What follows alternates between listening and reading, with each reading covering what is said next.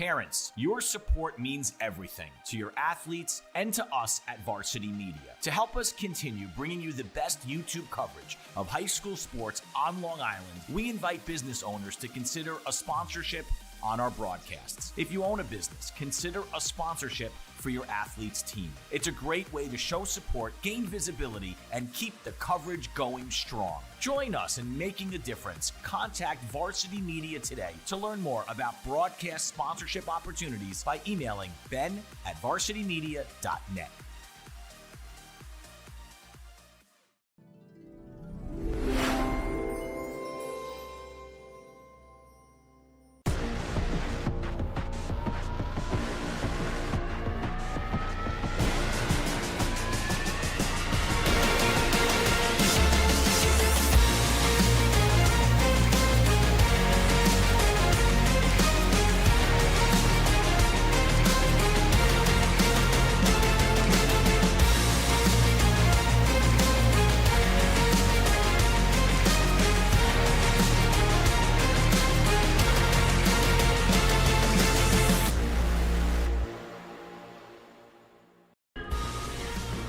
It is the home of the reigning Long Island champions, and the Knights of Floral Park have made the short trip across this Sewanaka school district to take on the Seahawks of Carey.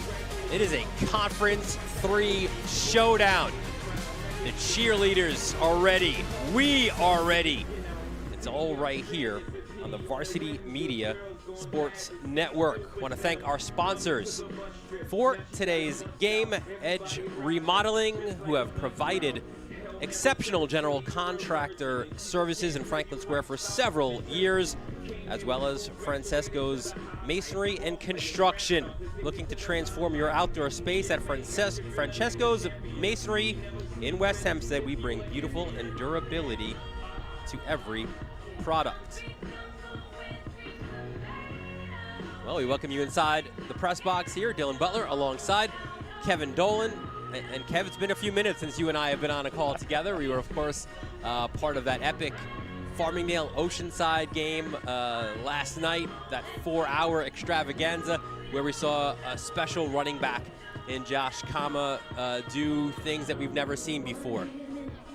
Well, we might see something today that we haven't seen before. It's quite likely with some special talent. We'll get to the individual talent in a second, but you said it to me last night. When you get these Sewanaka School District games going on, there's a little bit of extra heat to the game. There's a little bit of that baseball, lacrosse energy, club energy that you have here because the kids know each other. They've been in the youth leagues together. They do other activities together.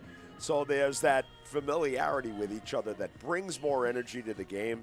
And I think we're just going to see a great football game today. And what beautiful weather once again, Dylan. Yeah, gorgeous afternoon here in Franklin Square as the band get ready to perform as well.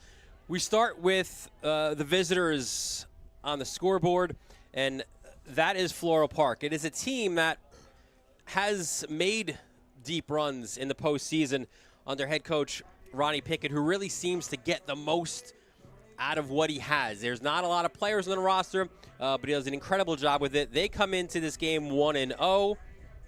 They beat Sewanaka 42-7 in week number 1. When you look at this roster, a lot of younger players on it. Again, not a big roster. It is a talented roster. Consider the fact that over the last 2 years, there's been probably 43 kids who have graduated off this varsity team. So a lot of turnover in that sense, but the expectations, they don't change for the 5th-seeded Knights. And that Sewanaka game was just so important to Floral Park for those kids. A lot of rookies out there to gain confidence. They needed the confidence that they know how to play this game and they know what they're doing. And they needed that to come into here at Carey, they're experienced, these guys. They're ready to play. Yeah, there's no doubt about that. When we talk about Floral Park, and we will get to the quarterback in a little bit, certainly when the game starts, and Justin Mallon very much is that straw that stirs the drink for Floral Park, but they've got 2 other really good players. We meet their impact players. The Terwilliger name is synonymous with greatness. Certainly at Floral Park, Ryan, the younger brother, is that lead receiver. Terrific size on him. And Aiden Lau, both of these guys will play both ways and impact the game in multiple ways. You know, once again, last night we brought it up that we had two legacy programs that were playing each other. Floral Park is a legacy community in terms of football. Less guys. Sometimes Coach Pickett has to reinvent himself a lot. But you got a lot of brothers who keep coming up through the program, and they're excited about football. You see the numbers for Terwilliger from week number 1, 6 receptions for 119 and 2. He is 6'5", 185, a basketball kid who just jumps through the roof. And Aiden Lau on the other side, he's that possession slot receiver on offense. He too had 6 receptions for 70 yards. You see his numbers on the other side of the ball as well. The 3 tackles, the interception, and the pass breakup as well. So you mentioned Carey, and listen, when we last saw these Seahawks, they were winning the Long Island Championship for a 3rd time in program history, capping an undefeated season. They did that, though, in Conference 2 a year ago, and they're one of those right on the bubble in terms of population teams. So they went from 3 or 2, now down to 3. The funny thing about their first week game is on paper you're like, hey, great win, right? 35-0. You beat Valley Stream South. Terrific. But you peel the onion back a little bit, and Mike Stanley, their head coach, is like, yes, except we lost our starting quarterback. We lost a 2-way standout player. We have a 3rd player as well who is injured. So the injury bug, which hits every team at different times, has hit Carey very, very early. You say to yourself as a coach, any more blowout wins like that, you wonder if there's going to be anybody left. But as you just said, Dylan, that's the nature of football. You're going to have kids get dinged. And it's for dynamic players, it's actually unusual that you're going to see them in every single game in this season. Yeah, they're down Mike Agostino. He started the season. He was your starting quarterback. Mark Vera as well, slot receiver, also a linebacker. And then Giancarlo Carbone, who was slated to be probably the top one of the top backs on this team as well. He too is out. So this week has been, hey, it is literally that next man up mentality. Who will step into these new roles? And that's what it's been. But it's been a very good week, Mike Stanley said, of practice as well. We take a look at the Carey impact players for this one. Listen, Josh Kama did incredible things. Justin DiPietro is Carey's Josh Kama. He ticks all those same boxes in his love for the game, in his physicality, in his vision, in his speed. He is that total package. And like Kama, a running back and middle linebacker. And then Christian Anaya, he is a guy who, if DiPietro wasn't going to be the Pioneer Award winner, Stanley says a lot of things that Anaya does, getting into the backfield, making big tackles for losses. He opens a lot of eyes on the defensive side. You know, Christian is just a menace. You know, he's got a motor. But he understands situations. He's not. Sometimes defensive kids can get so hopped up, it looks like they're being foolish out there in their energy. That's not Christian. Christian knows what the situations are. And Justin's that running back. You know, no team goes on to championships or deep in the playoffs without that running back. And Justin is obviously that guy. And there is one difference between DiPietro and Kama. And apologies to the rest of Conference 3. Justin's a junior, and Josh is a senior. He's going to hang around for a while. You've got a whole nother year to deal with a guy who's already got some FCS interest as well. So you see the teams getting ready to make their way onto the field. An opportunity, that is, Kevin, to take a look at our keys to the game. We spoke with both of these coaches leading into it, and here is what they identified. You know, controlling the ball is about keeping DiPietro off the field in terms of a running back, and that's really important. He's going to have a lot of carries today. You got to get a lot of bodies over to him. And the other thing is, with a rookie team like Floral Park, this is only week 2. They need to execute. They need to run. No penalties or turnovers. For Carey, last week, 35-0, but they had difficulty getting off the field defensively. So they need to get their offense back out there. If you let Floral Park hang around, they are very tough kids. So Carey needs to set that tone. And the last is any turnovers, any type of specialty situations, Carey needs to hurt them, and they need to execute and score. So we are just about set to go. It is Floral Park. It is Carey. It is the Conference 3 showdown. We'll have it all next right here on the Varsity Media Sports Network.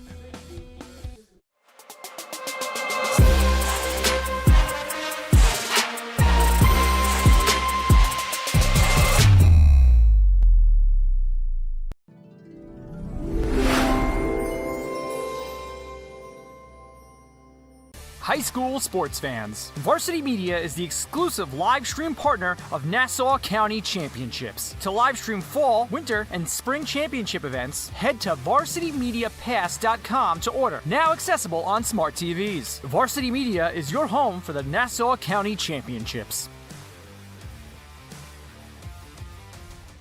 Now is a great time to book a sportscast with Varsity Media. What sets our sportscast apart isn't just the quality of our production, it's the knowledge, passion, and professionalism that our announcers bring to every game. It's Merrill. Oh, look at a fake by Merrill. There's the spin again. Gary Merrill is not human. Touchdown, St. Anthony. Profeta!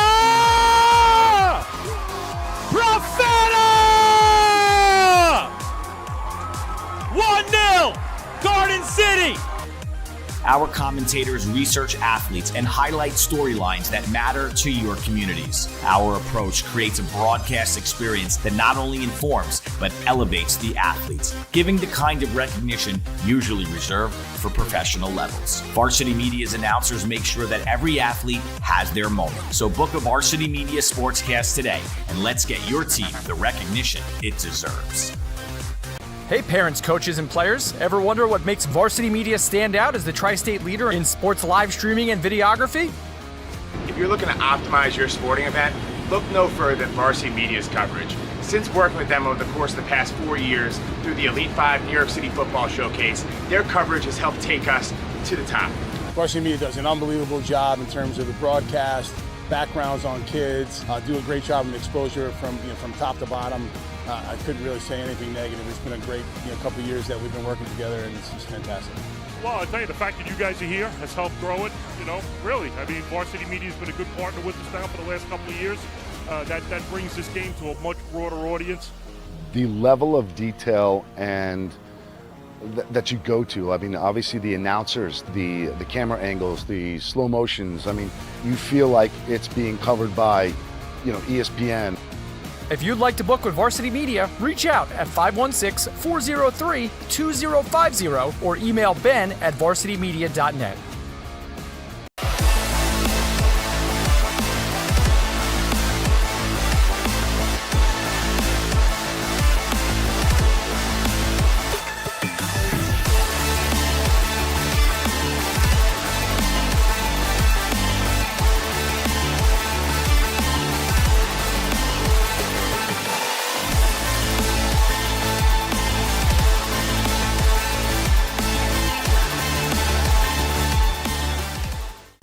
You've seen the dedication, the long hours, the early mornings, the sacrifice. You know your athlete has what it takes, but how do you make sure the right people see it? The recruiting process isn't easy. Coaches are flooded with highlights, but how do you stand out in the crowd? At Varsity Media, we specialize in creating game-changing ISO videos, high-definition, athlete-focused footage that highlights exactly what college recruiters want to see. With our up-close ISO video, we capture your athletes' key moments. No more wide angles showing other players. This is just your athlete's pure, raw talent. This is more than a video. This is the opportunity your athlete deserves. Give your athlete the edge they need. Make the right impression with Varsity Media's ISO video service. The future starts now. And we welcome you back to Carey High School. Band doing a beautiful rendition of the national anthem. Floral Park on the other side there, and Carey. And there you see Ron Pickett. An interesting note, Kevin, is Ron Pickett, his first coaching job, he is a Carey graduate, was actually in Mike Stanley's first season as head coach here. He was a volunteer assistant, and he's a guy that you certainly know well. Yeah, Ronnie obviously is a Carey graduate. Then he coached here. He coached for me for 3 years at New Hyde Park. I always laugh at Ronnie. Go, that was the old days when he was young and he was only 6'5". Ronnie is a tremendous coach, and you know what? And I would say, obviously, I'm saying the same thing about Mike Stanley. Two guys that bring that tactical aspect of a head coach, as well as being a player's coach together. They do an outstanding job of that. Pickett also will be the OC. Shareem Cobb is his DC. Mike Ryan works on the specials lines. Mark Spano, Matt Spogis, and a guy named Kevin Dolan Jr. is on the coaching staff as well. Yeah, Kevin's coaching at junior high, and he's been helping out with Ronnie for the last 2 years. You know, he gets his coffee, brings his car around to the locker room at the end of practice. They're a great partnership. I'm really, really grateful to Ron for bringing Kevin under his wing. And for Carey, as you mentioned, in his 19th season as the head coach, a 1995 graduate of Baldwin High School, it is Mike Stanley, an outstanding overall record of 132 wins and 53 losses. And what a coaching staff he has assembled as well. Tom Aiello has been with him since the very beginning. He is his defensive coordinator. So has Mike Sellen. And yes, that Sellen name, Stanley has somehow cornered the market on the Sellens, because Russ Sellen, the former legendary head coach at Freeport, also helping out as well, working both sides of the line for Mike Stanley. And what's better than that, to have a guy like Russ on your staff who, although Mike is highly experienced, it's somebody you can talk to, and just get in your ear a little bit and give you some advice or give you a different view on what's going on. You can't put a price on that. And what is great too about Sellen, or Russ, I should say, in this case, with two Sellen names on the side here. Russ, listen, he was the guy, right? For so many years, a legendary head coach, but he doesn't have an ego, right? So when they have meetings, Mike Stanley says, you know, he kind of knows his place, right? He'll offer up an opinion, but not be sort of overbearing with it.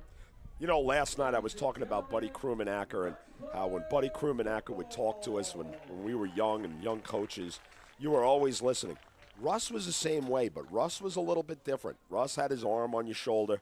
Russ was talking to you about, he really treated you as an equal. And as a young coach, you loved it. You appreciated it. Set to go here. Will Cooper kicks things off. And this ball will be returned by about the 8-yard line. A little hesitation and then gang tackling by the Seahawks. So Ronnie Pickett's Knights will get started at the 25-yard line, leading them there. We mentioned the dual threat quarterback they have, and Justin Mallon, an outstanding QB at that. Played about 2 or 3 games as a sophomore after Ryan Connolly broke his hand. A 2-year starter. Some terrific numbers from week 1. I was in a unique position 2 weeks ago where Ronnie Pickett had asked me to officiate his game scrimmage. I got the chance to watch Justin. What an experienced operator and a great leader out there. Yeah, very even-keeled. He is focused on fixing his mechanics in the offseason.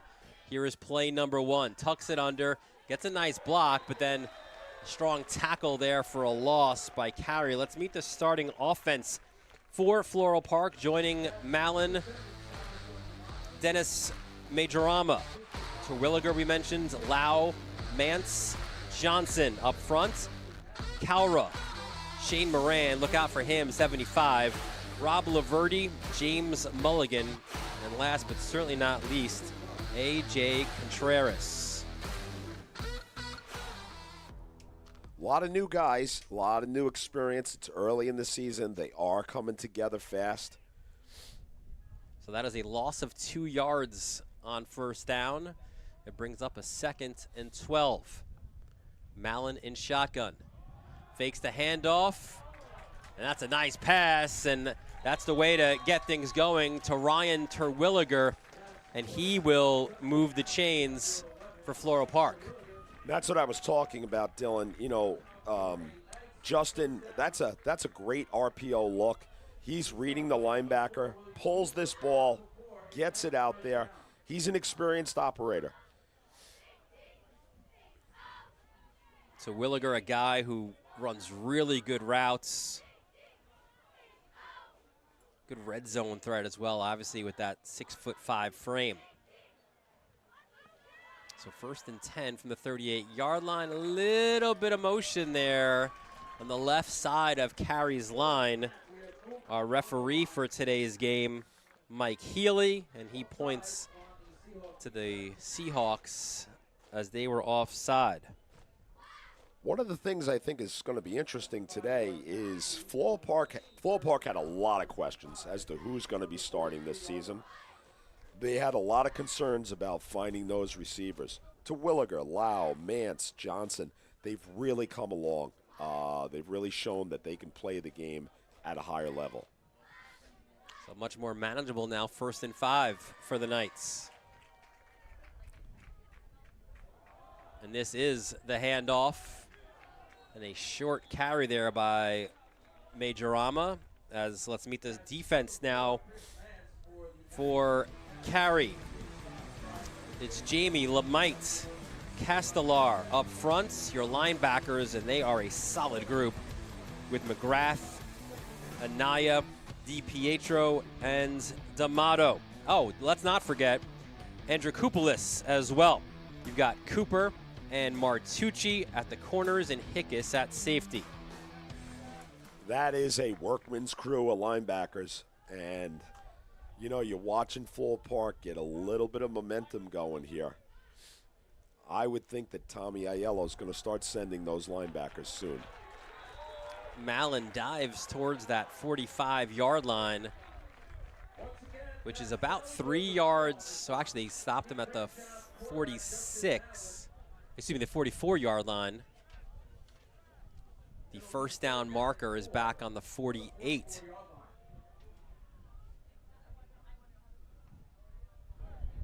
So 3rd down now for Floral Park. What is impressive, too, that, you know, on a small roster of, what, 25, 26 players that Floral Park has, they've still managed to, like, not everybody goes both ways, which is so important. He's made that point to his offensive line. These are largely just one-way guys, as here is Mallon. He airs it out. A lot of contact, and what a grab! There's Terwilliger, using all 6'5" of his frame. Well, if Terwilliger is a legacy player, which is exactly what it is, big part of that legacy is Terwilliger toughness. And between his older brother and obviously Ryan, two very physically tough kids. And listen, if you're a Mallon, right, and you know you've got a guy who is taller than anybody else over there, you can just take a chance, right? Just throw it in his vicinity. Yeah, get it out there. Give him a chance to play and to win the game for you. Big gain there for Floral Park. Quick out to Terwilliger. Spins it. And the nice gang tackling there by the Seahawks. As we said earlier, the Seahawks last week had a difficult time getting off the field, but you're seeing it also today. They've got this bend but don't break mentality. They give up a big play and then they tighten down right there on that tunnel screen. Tommy Aiello, the defensive coordinator with Mike, they've been together for 100 years. And Tommy is an outstanding coach, as well as the varsity lacrosse coach here. Yeah, a long time doing that as well. In motion is Jason Johnson. There's a fake handoff. Look out, Mallon under pressure and just sidearms it. And that was terrific defense there by Sally D'Amato. Stanley says the word grit comes to mind when he thinks about Sal D'Amato, the junior. Listen, he's 5'9", 165. He's not going to pass that eye test when he gets off the bus or he's in the stretch lines, but absolutely tough as nails. And we're going to need those kids out there today because, you know, even though Floral Park with that small roster, very, very tough kids. So 3rd and 9. Here comes Mallon. Ducks under. He'll try to run. Tries to go sideline to sideline, and there is D'Amato again, along with Justin DiPietro on the tackle. D'Amato with help from Justin DiPietro. They bring down quarterback Justin Mallon. It'll bring up 4th down for the Knights. Boy, Justin is all over the field out here. He is, you know, it's funny. They're getting pressed a little bit. Floral Park is getting some yardage, and you get players like Justin who you can feel it from up here, start to say to themselves, I've got to get something done. Well, 4 down territory here for Floral Park. They need to get to the 16-yard line.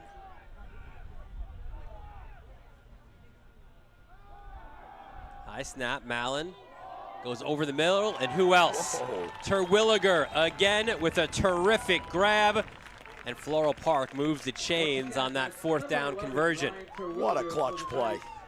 Oh my goodness. And look at this pass blocking. This is a young offensive line. And they're going against a seasoned Carey group. And great job of giving him protection. Yeah, and we mentioned Moran before. He's that leader, 75, the left guard. 5'10", 200, 2-year starter, a captain. Not the talkative leader, but that leader by example. You know, you need that guy. It's hard enough being an O-lineman. Majorama tries to go up the middle. I think D'Amato was again in on the tackle. That's number 9, Dennis Majorana for the Knights. What you see with Dennis is one of those running backs who gets better and better as the game goes on. I think his gains in this first quarter are going to be a little more modest, but I will not be surprised to see him start ripping those chunks of 7, 8, 9 yards, which is a huge play in a game like this. So for Majorama, a gain of about 3 as they get to the 11-yard line. Michael Kowalski now to the left of Justin Mallon. Mallon pitches it his way. The freshman takes a run inside the 5. What a special talent Michael Kowalski is, Kevin. Oh, you know, just outstanding job of getting himself outside. That's a young kid. That's a freshman we're talking about here. But small programs, small schools, you've got to piece people inside and out. But the amazing thing about the job that Ron and his staff do is they have a JV right now that's 2-0. They're figuring it out up and down the program. Where did you get that information from, by the way, on the JV? I'm Oh, not sure. Do you have inside information here? I hear things, you know, that kid that calls me every night. So now Kowalski goes the other way. And look at that play call. But terrific defense by Will Cooper. And what a story Will Cooper is. He's a former soccer player. He's turned into a really, really good cover guy. Fearless in his first start last week. And what a massive play he makes there as well. What a clutch open field tackle that was. Outstanding job by Will.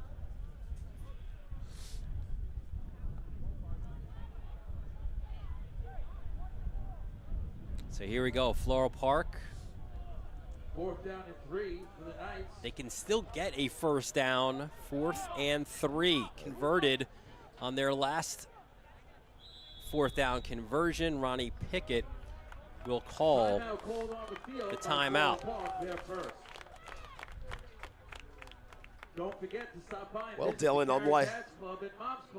unlike last night, that was this has been one fast first quarter. Ronnie and the Floral Park Knights have run this all the way down to 3:23.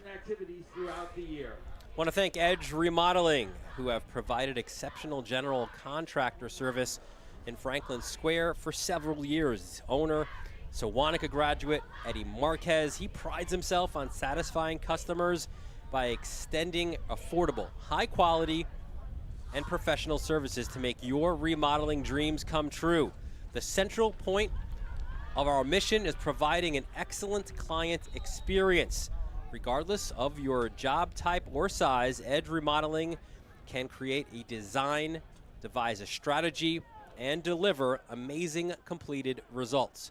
Call today for consultation, 516-860-8630.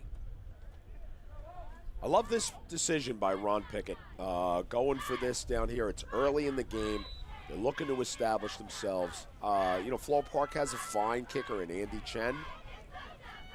But Ron Pickett and the Knights are making a statement right now. Mallon, he's got some room to move, tucks it under, touchdown Floral Park. A second fourth down conversion on an impressive opening drive, and it's run in for a 6-yard touchdown by Justin Mallon.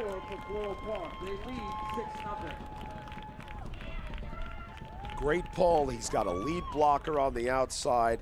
Ranbir Kalra, great block on the edge over there. Outstanding. And you mentioned Chen.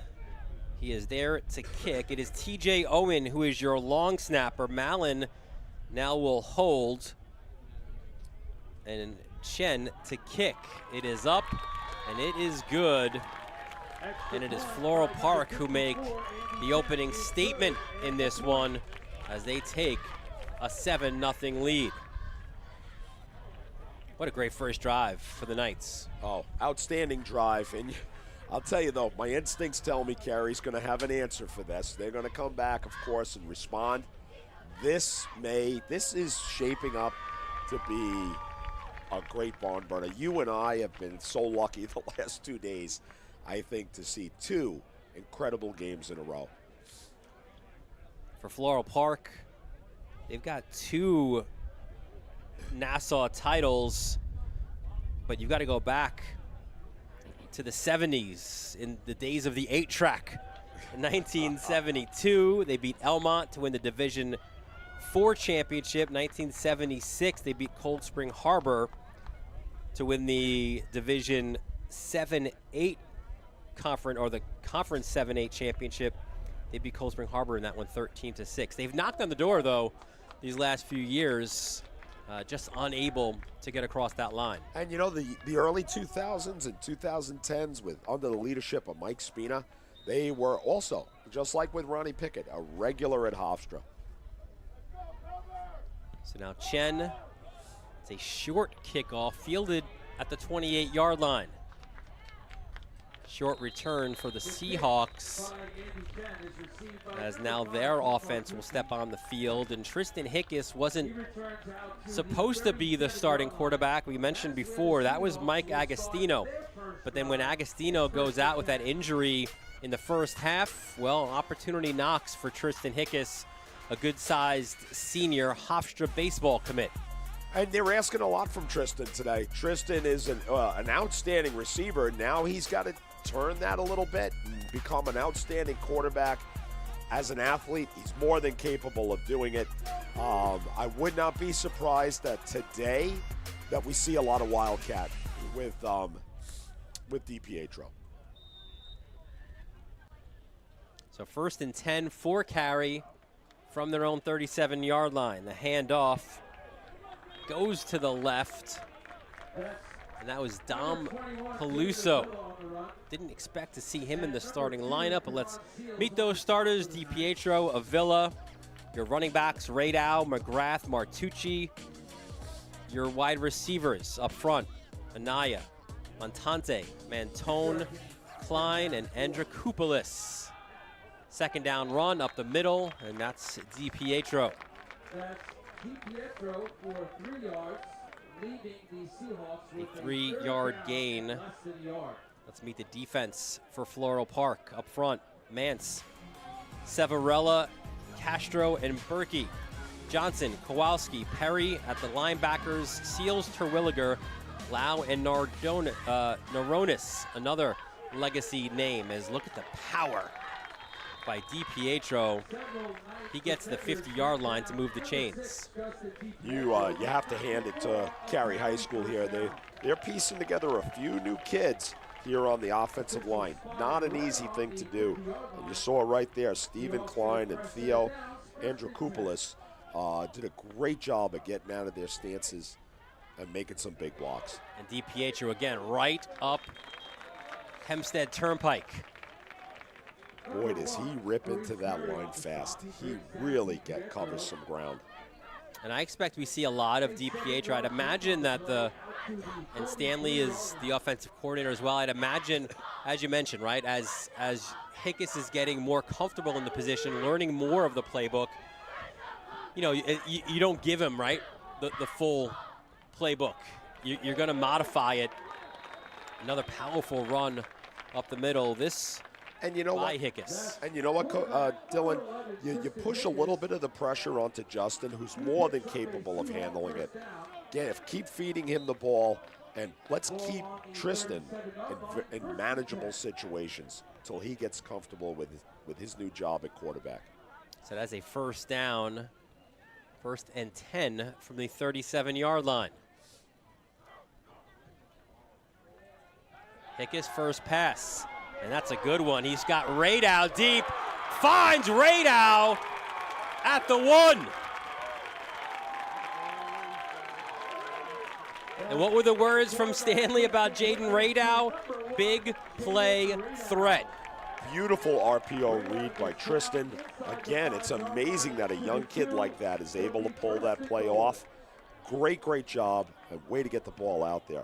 What a catch. Inside the final minute now of the first quarter. Here is Wildcat, and here is a touchdown for DiPietro. His 4th already rushing touchdown of the season.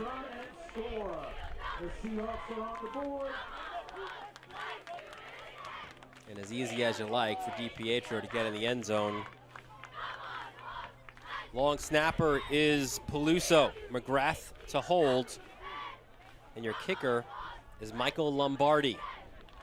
And that was a little bit off there, and you see the block by Maurice Perry as the snap was fumbled a little bit. Good job by Perry. But DiPietro, there you see him on the sideline.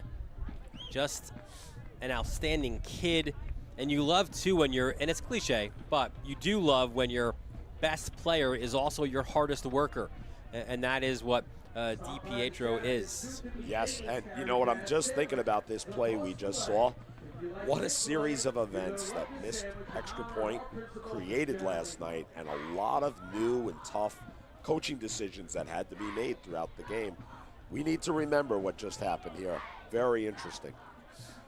And there's another look there at DiPietro, a kid who knows one speed, and that's it. And he plays at one speed on both sides of the ball. And you know what? I don't want to continue to compare him with Josh Kama. We saw an incredible performance last night. Two very different runners. What Justin does is Justin hits that hole hard. He is all speed, all power, extremely physical. The way Josh Kama runs the ball takes his time. He allows those blocks to develop and picks and chooses. Sometimes he gets that big gain he wants, and sometimes he doesn't. Two very interesting running backs. And if you didn't see last night's game, we have that replay available on the Varsity Media Sports Network. And you too can relive Josh Kama running for 495 yards and 7 touchdowns in that win. And Will Cooper, Another touchback for him, and it's really incredible. Stanley says, listen, this is a guy who just started kicking, just started playing football, and in his 6 kickoffs last week, put 3 of them through the end zone, does so here as well. Yeah, very, very strong hip. You know, he's not concerned about the dressing and the beauty of the kick. He just puts a tremendous amount of power into that ball. So final 41 seconds here. It'll be Floral Park, their second drive, starting from their own 20-yard line. Under a minute remaining. A little different for Carey this game. You're seeing a lot of, neither line is tremendously big, but they're very equal. This is very good matchups up front. Mallon hands off, that one up the middle. That was Majorama again. Gets about a yard. Tough to run into the middle of that Carey defense, because it's not just the front, but again, right, it's Anaya and DiPietro and D'Amato and Andrikopoulos at linebackers. They swarm to the football. And what you saw on that last front by Carey is Coach Aiello brought some of those linebackers down onto the line of scrimmage. Don't let those Floral Park offensive linemen be able to help each other. So he's kind of getting those kids out on islands. That's a very interesting move. And Floral Park doesn't get a chance to run a second play as this quarter comes to an end, but the opening statement was made on 4th down by Justin Mallon. The dual threat runs it in for himself, and he has given Floral Park a 7-6 lead after 1 quarter. You're watching this Nassau Conference 3 showdown on the Varsity Media Sports Network. What's up, this is Sean Lights Out Merriman, former Charger and Bill, and you're watching Varsity Media.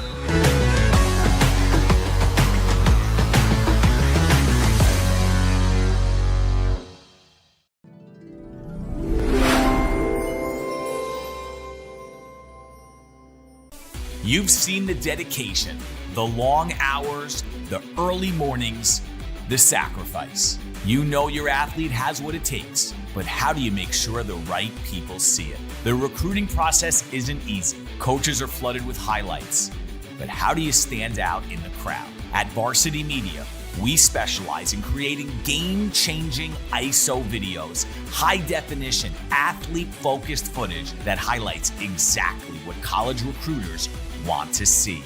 With our up-close ISO video, we capture your athlete's key moments. No more wide angles showing other players.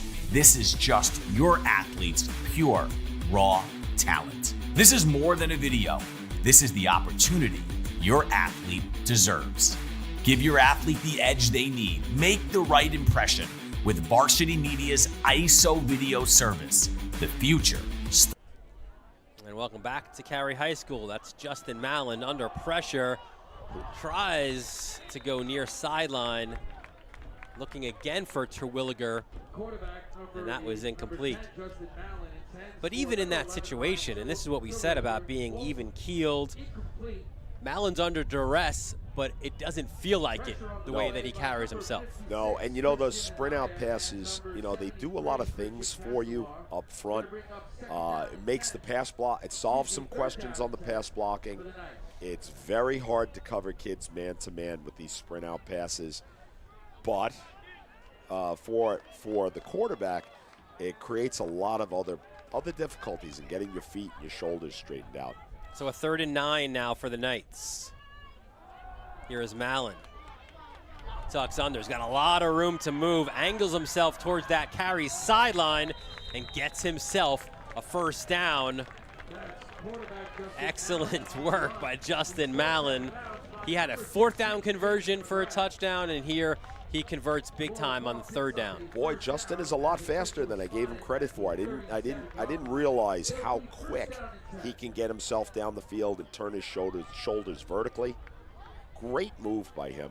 And Justin, that's Kevin Dolan saying that. I had absolute full confidence in your speed.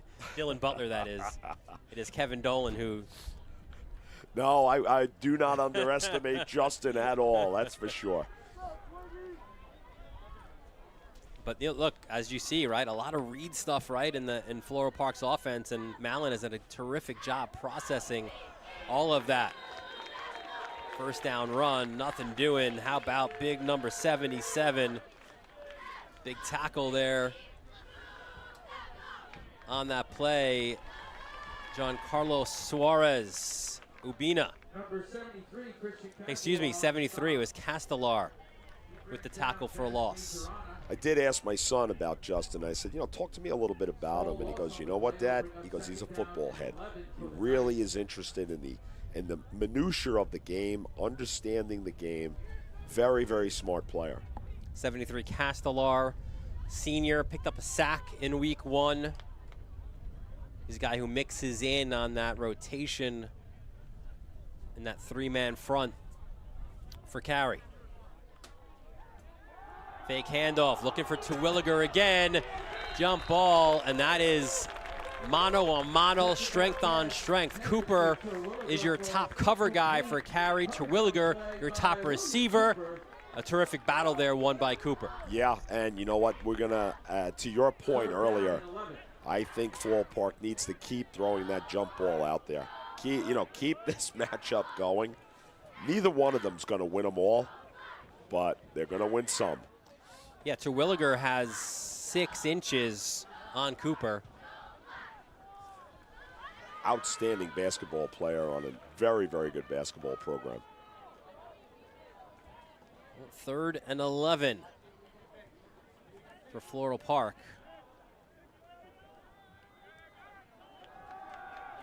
Mallon chased out. Sidearm pass. And let's see where the spot is, and that'll be a first down. Wow. As Aiden Lau made the grab.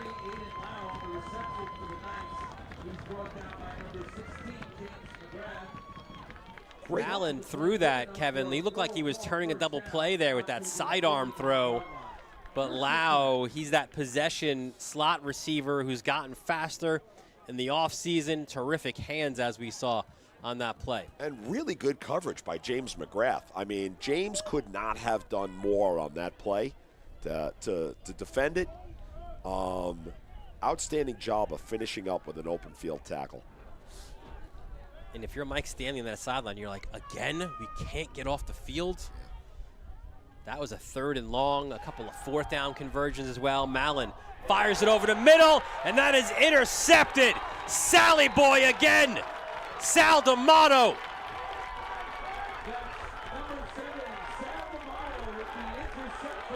Huge play by Sal, and timely. Floral Park had it going on that series.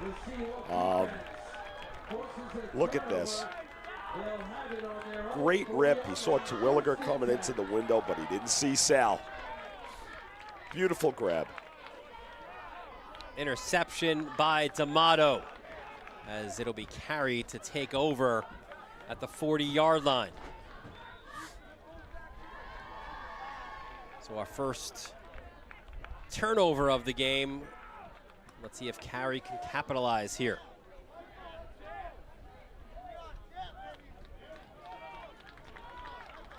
They sprint to the line. You got dual backs now, DiPietro and Avila.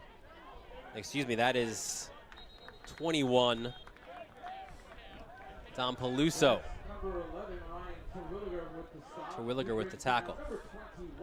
I really appreciate Mike Stanley changing it up in the backfield a little bit. Make Floral Park defend more than one aspect of this game. You know, when you have injuries, sometimes you can start to feel that you're becoming one-dimensional, and Coach Stanley is changing that narrative. DiPietro fires himself through that hole like a cannon. Gets out to the 49-yard line. So much fun to watch him run the football. Oh, he hits the hole like a rocket. Absolute rocket. And a really wonderful job by Rob Mantone and Zach Montante getting those blocks that they need. Justin doesn't need a lot, but you don't go anywhere without those guys up front. 3rd and 1. Hickes hands off. DiPietro gets into the secondary. DiPietro, it is a foot race, a terrific touchdown saving tackle applied by Aiden Lau, but that is Justin DiPietro at his finest. Look at this hole. What a huge hole. We got left tackle Christian Anaya really fans that kid out on the edge. Great play. First and goal for the Seahawks. Hickes will take it himself, follows his blockers, goes towards the pylon. He is shy, though, of the end zone. And this is what Stanley says. Listen, you don't want to get into a situation where you have to go to your backup already in a season. But in Hickes, 6'2", 195, a terrific athlete who is coachable and smart. There's worse players you can go to. Oh, absolutely. And I think in the way that Mike is calling this game, he's saying to Tristan, we believe in you. We believe in you, and we're going to get you out there. Well, now we see Tristan's out there on the edge. And here's that Wildcat situation again. DiPietro lowers his shoulder, dives towards the end zone. Did he cross the line? He did not, says the FAR official. He was close. He gets down inside the 1 yard line. He is inside the 1 for a 3rd and goal. 27 guys on that sideline. These Floral Park kids are tough. They're not going to give you anything for free.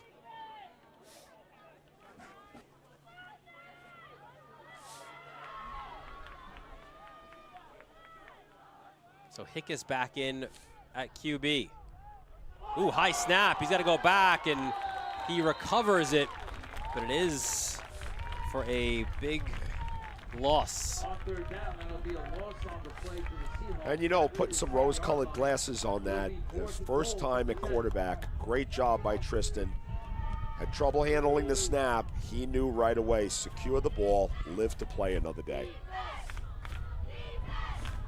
And it appears that Carey will keep their offense on the field here. They will go just as Floral Park did in that first quarter.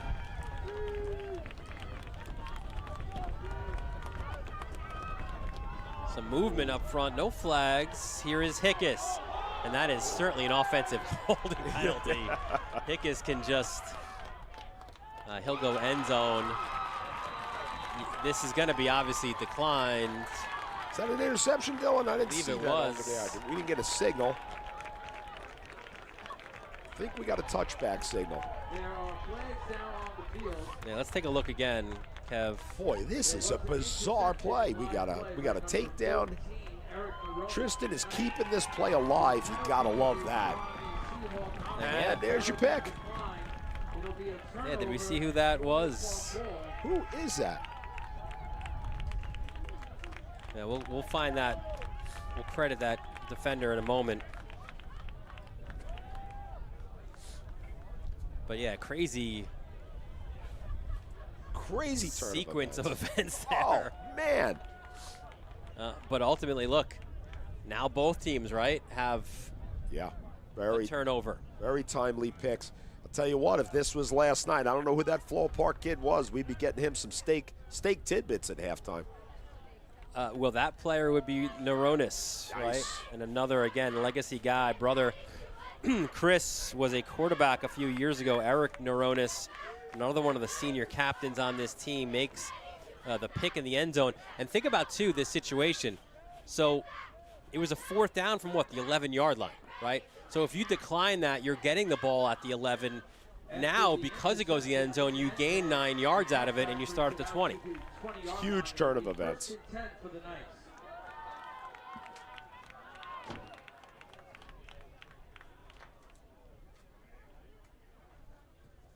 Mallon hands off on 1st down.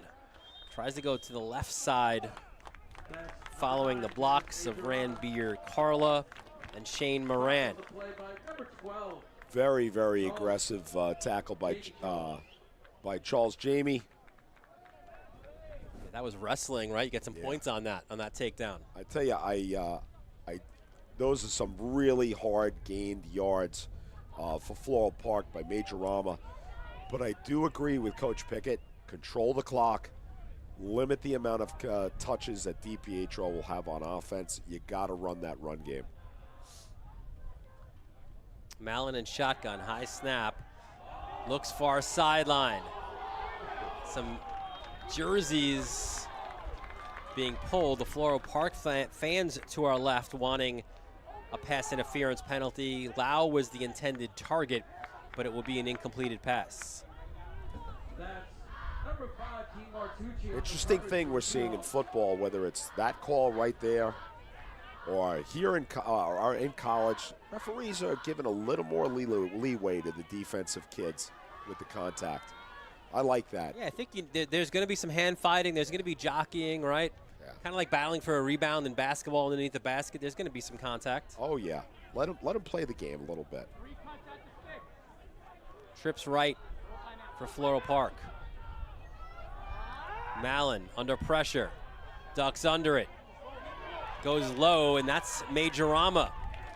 And he's taken down at about the 30-yard line. Stepping up and throwing out to the edge like that. You watch this stuff on television every weekend, and it looks so easy. It is different. It's the sign of an experienced kid, knows where his receivers are. Clutch play. We moved the chains instead of punting. And another conversion for Floral Park. Dylan, compared to last night, this game's running like water. Yeah, let's not jinx it. Kevin, I think we were very close to 4 hours of football last night. Oh. As it's 1st and 10 now, Mallon. Look out, everybody's coming. A whole host of Seahawks. And that was an incompleted pass looking for Terwilliger. But I'll tell you, Carey brought the house. Yeah, and Floral Park, if you notice that last formation is they're trying to bring more pass protection into the situation. The problem with that is you're also bringing down more pass rushers. So it helps to have a guy who is cool as the other side of the pillow, and Justin Mallon. Oh, yeah.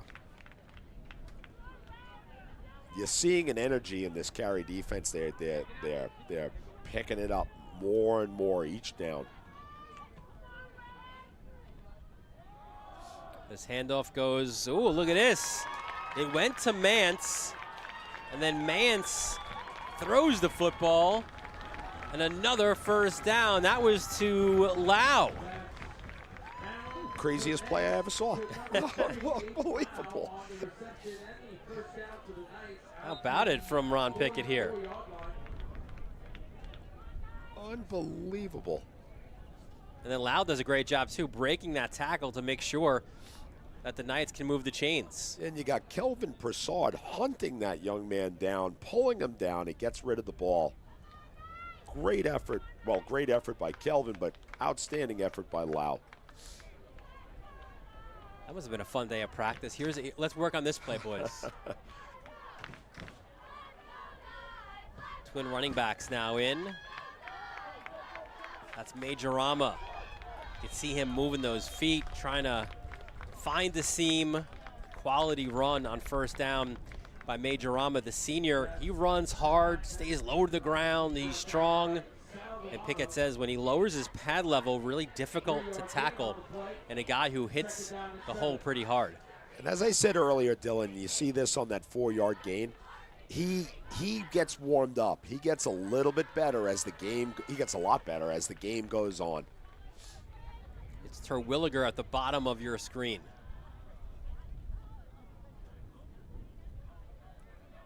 And it's Cooper on him. Love this matchup with Cooper and Terwilliger. It's a perfect matchup.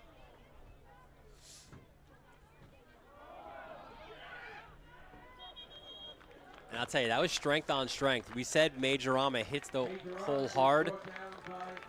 Nobody hits it harder than DiPietro, and that was a collision right up the middle of the field.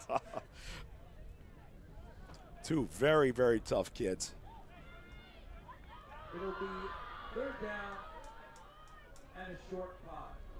So 3rd and 5 from the 50. And Floral Park, whether it's 3rd down, whether it's 4th down, they have done an outstanding job keeping plays alive, keeping drives alive, moving the chains. And that will be incomplete. You love the pressure there from Carey. Matt Lamite, the nose tackle, was pressuring Mallon there. And I think what we're seeing here, Dylan, is we're seeing Tom Aiello is starting to get a real feel for when he wants to bring pressure on Justin and when he doesn't. You know, it always seems like an answer to just keep bringing pressure, keep stunting guys, but you can die by the stunt as well. McGrath is deep for Carey. It is Owen as the long snapper, and it'll be Mallon to punt from midfield. Ooh, some movement on the bottom of your screen. And this should push Floral Park back a bit. Full start. Floral Park offense back about 5 yards, and will lay 4th down again.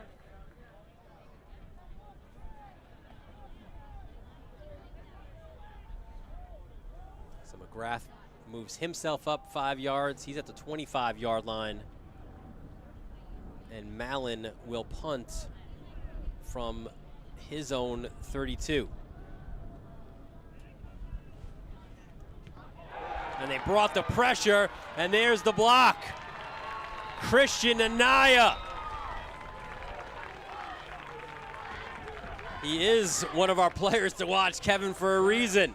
Christian, you don't get more fired up than that guy right now, and rightfully so. Huge turn of events with 1:54. Carey now has a short field.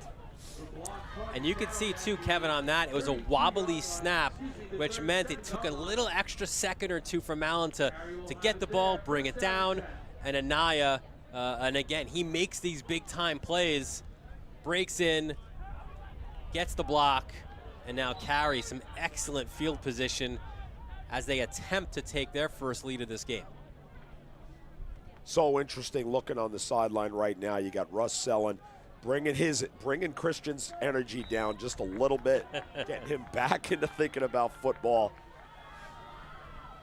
DiPietro, that is a terrific tackle by Chris Mance. 6'1", 180 senior, had 5 tackles in week 1. Guy who also plays tight end. So only a 2-yard gain for DiPietro, and when you play against DiPietro, that's as good as a loss. Oh, that is gold. Hickes holds it, looks near sideline, trying to find Ray now. He finds him. Touchdown, Carey. Big play.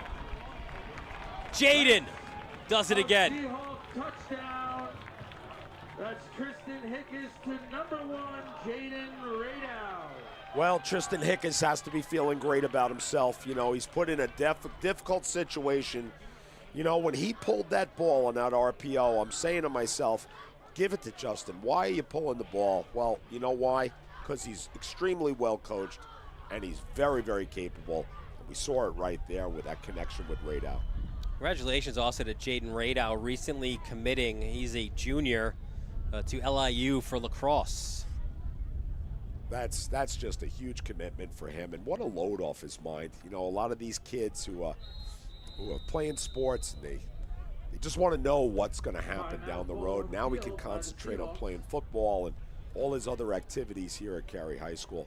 So Carey will call timeout as it appears they will go for 2 here. I want to thank our other sponsor for today's game, Francesco's Masonry and Construction. Looking to transform your outdoor space at Francesco's Masonry in West Hempstead. We bring beauty and durability to every project. From stunning paver patios and walkways to custom stonework, landscape design, and concrete work built to last, our craftsmanship speaks for itself. Let your home stand out with timeless designs made just for you. Call Francesco's Masonry today, and and bring your vision to life.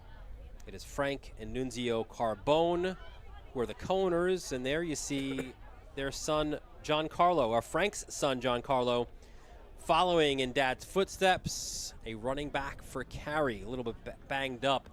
We do hope to see him back on the field soon. Here is Hickes. And how about that pursuit? Maurice Perry. Huge stop for Floral Park right there. Huge stop for Floral Park right here. You know what? What do you get to see? Penetration. You got white jerseys in the backfield. There he is, Jaden. Maurice Perry again. Maurice Perry Kevin, in the backfield. That's also the guy who blocked the PAT attempt. Yep. So Perry coming up huge on special teams. And listen, that's 3 points that he's affected. Yep. 3 points in a 12-7 game. It's a great job by Perry, just a sophomore on this Floral Park team. 12-7 game. I'm just thinking about that. This is an exciting football game right now. We got turnovers. We've got big gainers. We've got huge plays. I'll tell you what, Carey, what are they learning about themselves? They're able to figure this out. They got guys on that sideline that can come out and play football. What is Floral Park learning about themselves? A bunch of rookies. They can play football. This could be a great season for both of these teams. We invite you to stick around at halftime, a special interview we have with Catherine Wright with the Mighty Madison Foundation, as well as Eddie Marquez, the co-owner of Edge Remodeling. That is Lau spinning towards the Floral Park cheerleaders, and seemingly out of nothing gets himself a pretty good return here.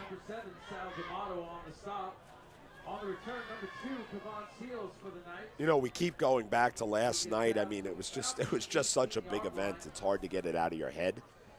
In a different way, this game is similar to last night in that it's coming down to every single possession here. And one thing that stands out to me, at least from this first half, is Floral Park's ability to stay on the field offensively, to get big third down conversions, even that 3rd and 11 earlier, to convert on 4th down a couple of times as well. And I think on that note, it's important for Floral Park to end this quarter with 0 on the clock. Handoff on 1st down. Short carry for about a yard.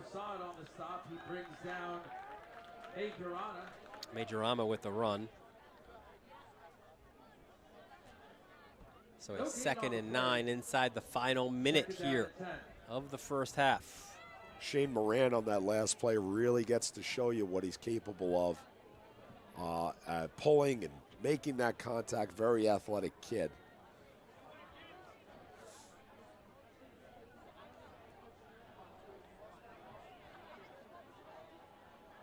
Mallon, quick out, looking for Mance, nearly intercepted.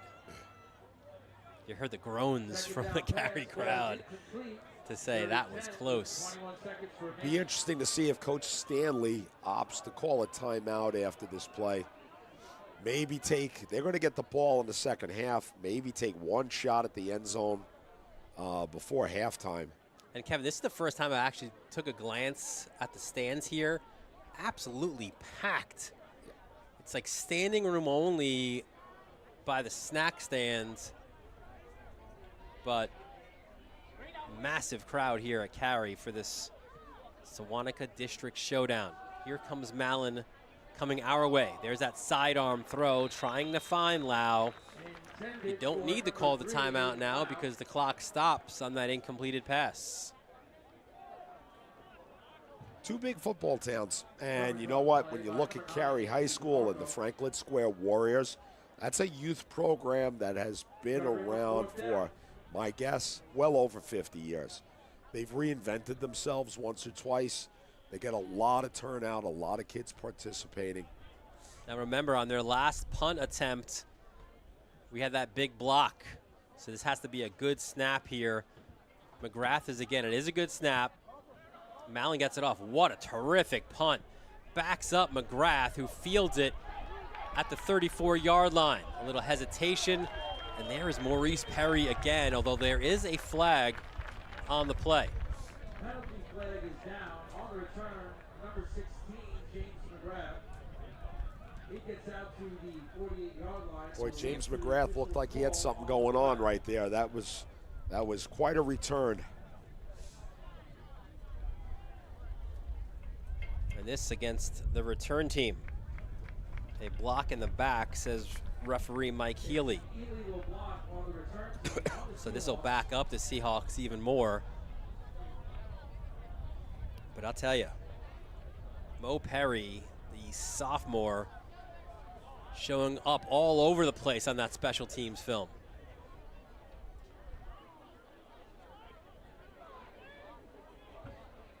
So this should be the final play of the first half. Carey preseason #1 in Conference 3. A conference, Kevin, that has 2 reigning Long Island champions. Carey, one of the 2, Wantagh the other. And looks like Hickes will just take a knee here on this final play, as both teams will go to the locker room. It has been an entertaining first half. What a great half of football. That was an exciting half of football. High energy, great physicality. And Carey has the lead because Justin Radow made them say, wow. Another look here as Hickes airs it out. And big play Jaden with the touchdown. 12-7, Carey at the half. You're watching this Nassau Conference 3 showdown on the Varsity Media Sports Network. Our winning ticket today will get $500.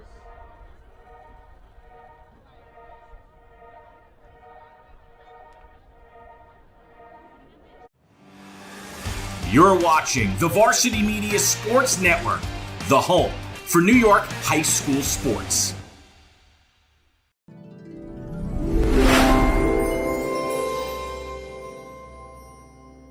High school sports fans, Varsity Media is the exclusive live stream partner of Nassau County Championships. To live stream fall, winter, and spring championship events, head to varsitymediapass.com to order. Now accessible on smart TVs. Varsity Media is your home for the Nassau County Championships.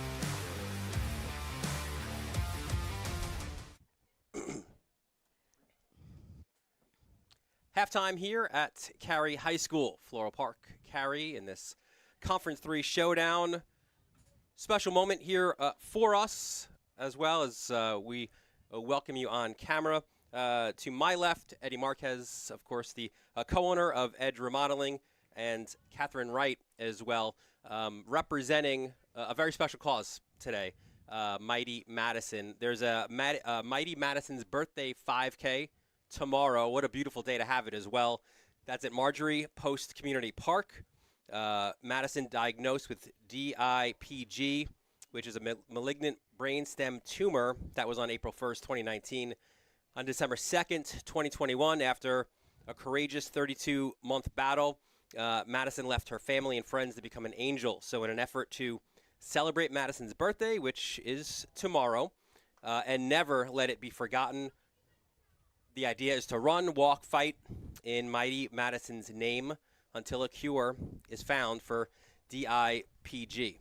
So we welcome you back on camera, and special cause, obviously. And it's what I love about the cause is, like, we've done games in Massapequa, obviously the Milio's hometown, but this is island-wide. Absolutely, absolutely.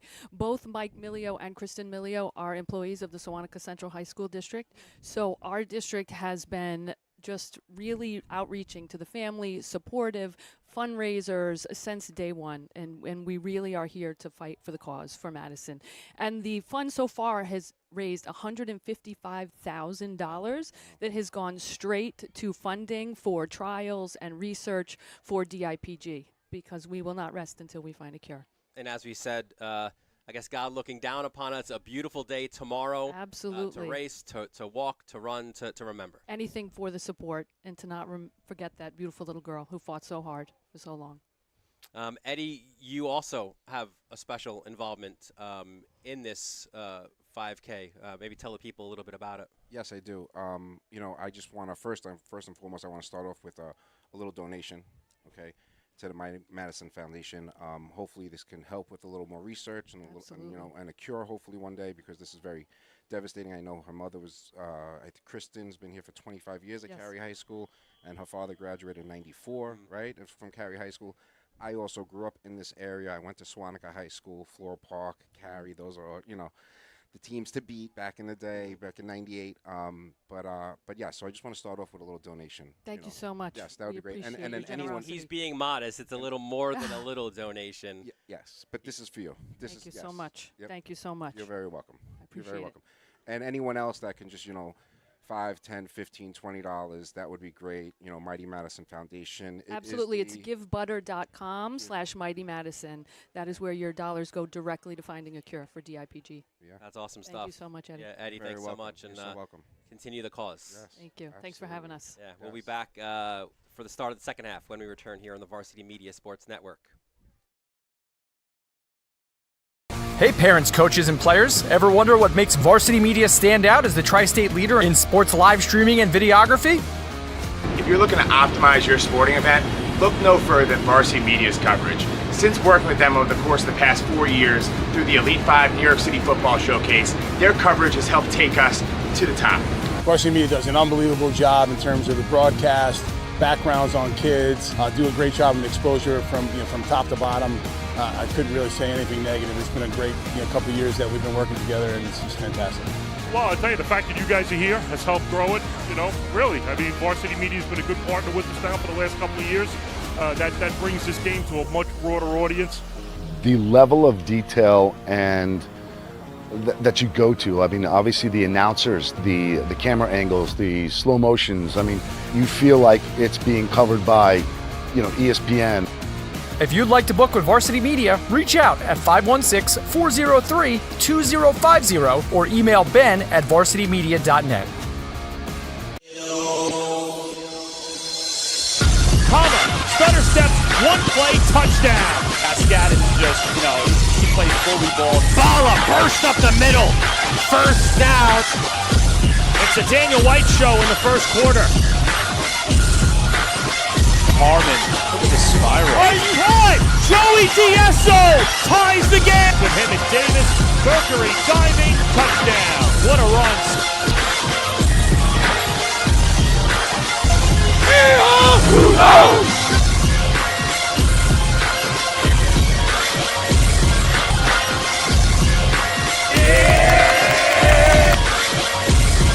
Now is a great time to book a sportscast with Varsity Media. What sets our sportscast apart isn't just the quality of our production, it's the knowledge, passion, and professionalism that our announcers bring to every game. It's Merrill. Oh, look at a fake by Merrill. There's the spin again. Gary Merrill is not human. Touchdown, St. Anthony. Profeta!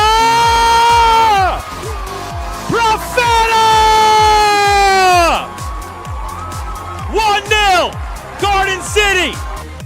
Our commentators research athletes and highlight storylines that matter to your communities. Our approach creates a broadcast experience that not only informs, but elevates the athletes, giving the kind of recognition usually reserved for professional levels. Varsity Media's announcers make sure that every athlete has their moment. So book a Varsity Media Sportscast today, and let's get your team the recognition it deserves. You've seen the dedication, the long hours, the early mornings, the sacrifice. You know your athlete has what it takes, but how do you make sure the right people see it? The recruiting process isn't easy. Coaches are flooded with highlights. but how do you stand out in the crowd? At Varsity Media, we specialize in creating game-changing ISO videos, high-definition, athlete-focused footage that highlights exactly what college recruiters want to see. With our up-close ISO video, we capture your athletes' key moments. No more wide angles showing other players. This is just your athlete's pure, raw talent. This is more than a video. This is the opportunity your athlete deserves. Give your athlete the edge they need. Make the right impression with Varsity Media's ISO video service. The future starts now. Don't forget to subscribe to our YouTube channel for upcoming schedules and content, and on social media at Varsity Media.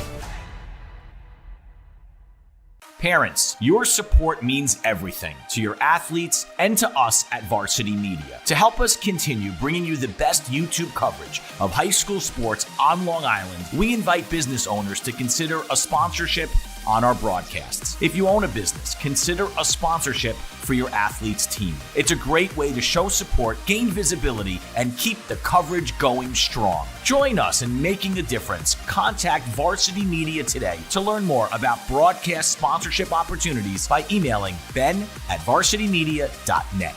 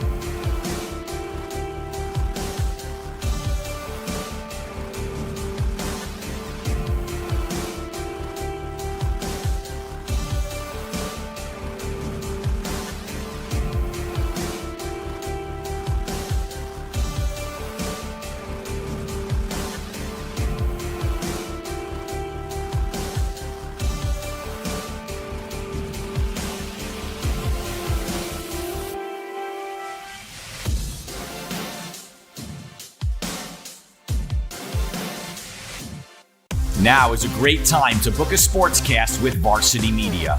What sets our sportscast apart isn't just the quality of our production, it's the knowledge, passion, and professionalism that our announcers bring to every game. There's Merrill. Oh, look at a fake by Merrill. There's the spin again. Gary Merrill is not human. Touchdown, St. Anthony. Profeta!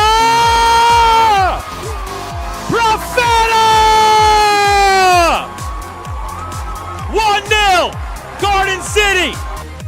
Our commentators research athletes and highlight storylines that matter to your communities. Our approach creates a broadcast experience that not only informs, but elevates the athletes, giving the kind of recognition usually reserved for professional levels. Varsity Media's announcers make sure that every athlete has their moment. So book a Varsity Media sportscast today, and let's get your team the recognition it deserves. You've seen the dedication, the long hours, the early mornings, the sacrifice. You know your athlete has what it takes, but how do you make sure the right people see it? The recruiting process isn't easy. Coaches are flooded with highlights. but how do you stand out in the crowd? At Varsity Media, we specialize in creating game-changing ISO videos, high-definition, athlete-focused footage that highlights exactly what college recruiters want to see. With our up-close ISO video, we capture your athletes' key moments. No more wide angles showing other players. This is just your athlete's pure, raw talent. This is more than a video. This is the opportunity your athlete deserves. Give your athlete the edge they need. Make the right impression with Varsity Media's ISO video service. The future starts now. Don't forget to subscribe to our YouTube channel for upcoming schedules and content, and on social media at Varsity Media. Parents, your support means everything to your athletes and to us at Varsity Media. To help us continue bringing you the best YouTube coverage of high school sports on Long Island, we invite business owners to consider a sponsorship on our broadcasts. If you own a business, consider a sponsorship for your athlete's team. It's a great way to show support, gain visibility, and keep the coverage going strong. Join us in making a difference. Contact Varsity Media today to learn more about broadcast sponsorship opportunities by emailing ben@varsitymedia.net.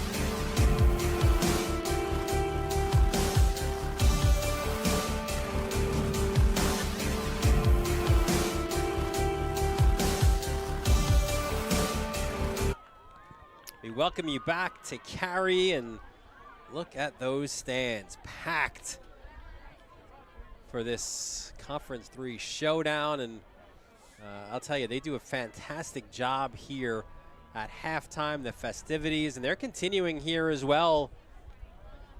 We had the dance team, the cheerleaders for both of these schools. It's just so great to see the kids out here. You know, you see they had some youth football players out here. You got the cheerleaders out here. It's just so wonderful to see everybody involved in what's going on here at Carey High School. And a full Floral Park section rooting on for their team. Yeah, they didn't have to go too far to get here, the Floral Park crowd either, as the team is making their way out on the field. And to see the little ones as well out there now, and what a big opportunity this is for these kids. I mean, when they're looking up, it probably looks like they're at Giant Stadium from their perspective.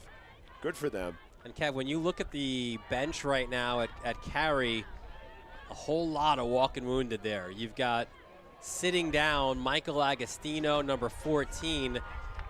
He was supposed to be the starting QB. There they are. You can see 32 there as well, Mark Vera. 20 is Giancarlo Carbone. Vera and Agostino, unfortunately, out indefinitely, but we do expect to see Carbone back soon, which certainly Dad Frank and his uncle Nunzio of Francesco's Masonry and Construction will love to see. But listen, this is sports at any level, right? Unfortunately, injuries play a role, and Mike Stanley said they happened right away. So there was a reset button at halftime last week. Just, all right, guys, we're good. Here's what we're going to do. And then Stanley said a good week of practice this week as well to get prepared and ready for this week and also for going forward. And even though population-wise Carey is at the top of the pyramid in Conference 3, when you have injuries, whether they're long-term injuries or short-term injuries, to athletes like this that we're watching on the bench, it's not easy to replace. And credit to Carey. They've got a deep bench over there. They found some kids that have really done some dynamic things today. And as you said, it's multiple positions, right? It's oftentimes 3 different positions because you'll have a guy who's a running back, who's a linebacker, who's on specials. So you've got to piece all those different parts of the puzzle together, as it'll be the Seahawks to receive this opening kickoff of the second half. It is bobbled momentarily at the 10-yard line, and a quality return by Radow to about the 26-yard line. So a couple of big plays from Radow in that first half, including the touchdown that has given the Seahawks their lead. Big tackle by number 7, Ryan DePippa from Floral Park right there. It was interesting to see what Carey did on that kick return, putting Justin at the second level right in the middle of that kick return. You know, I think they're going to be looking to get him the ball a bit more this half. So Tristan Hickes and the Seahawks offense on the field here to start quarter number 3. Hickes, nice fake on the handoff. Tries to run left, but good pursuit there by the Floral Park defense, led. Great read by Tristan right there. You know, Floral Park, it's hard to believe that these guys have so many rookies on the field. They're playing like a very disciplined football team. And apologies, that was DePippa again making the play defensively. A guy who really grew a lot in the offseason. Haven't seen him on the offense, but maybe the best route runner they have. Here comes DiPietro trying to angle himself towards the sideline. Nice stiff arm to break a tackle, and he's finally taken down. Terrific tackle there by Lau at the 42-yard line. That's good enough for a first down.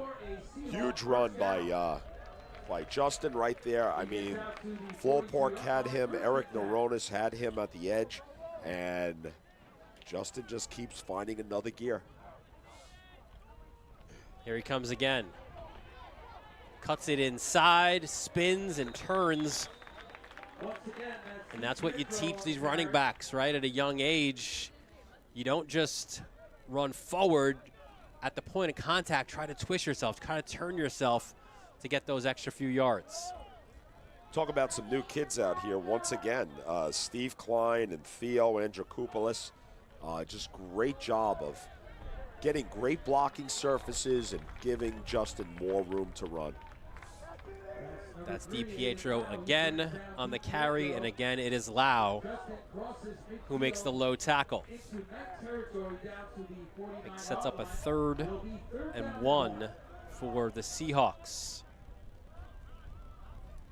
A year ago, Carey, a dream season. 12-0, beating Mepham to win the 6th county title in the program's history, and then a barn burner against Hills East, 37-36, to win the 3rd Long Island championship. I would not be surprised to see this 2-down territory, see Carey take a shot up top on this 3rd and short. As DiPietro, and he is so hard to pull down. He is pulled down, it looks like right at the first down marker, and they will move those chains.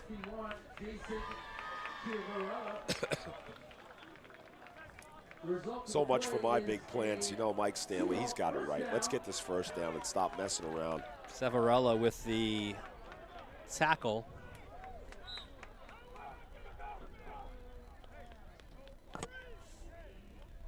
Higgis checks the sideline.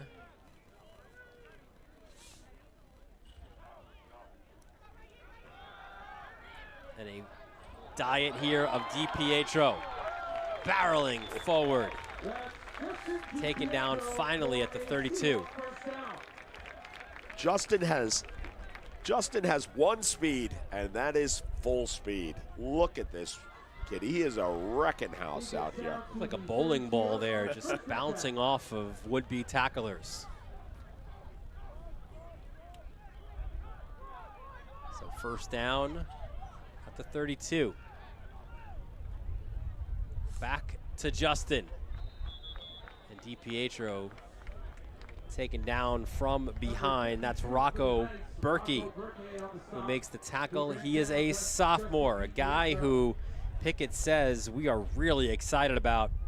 He thinks by the time he's a senior, this is a kid who could be a defensive player of the year. Very good. He's only in his second season of playing football. Played 8th grade JV, lost his 9th grade year to an ACL injury back this year. And what is he? A wrestler. Oh, toughest kids out there. Beautiful counterplay by Carey. And that's going to be a touchdown for the Seahawks. He gave a heavy diet of DiPietro.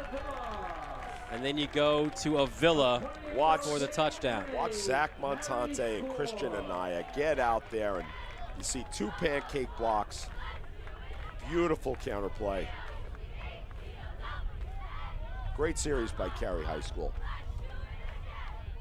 And Avila's that great counter, right, to DiPietro. He's got a smaller frame, but he is powerful as well, explosive. Big play there, and again, they'll chase these 2 points. And Avila set up. Here he goes again. Powers up the middle, and there is your 2-point conversion.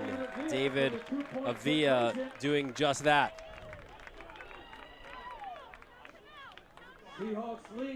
Stanley says in his frame, his 5'8" frame, says pound for pound, one of the toughest kids on this team. And he hoped that he could be that guy maybe to balance out a little bit of the load from Justin DiPietro. And those smaller running backs, they're shifty, they're difficult. I had a kid years ago named Mario Fischetti. Very, very small. It's hard to get a good tackling surface on those kids. When you add the power and strength that this young man has, that is quite a weapon. And Avila's got great speed, great acceleration. And he gets his first rushing touchdown of the season. Gets the 2-point as well, so it's a 20-7 lead now for Carey. Interesting, too, and again, this is because of the differences, right, in the conferences. This is the first meeting between these two teams since 2022. That was a Week 8 showdown, so both teams already knew where they would be in the postseason.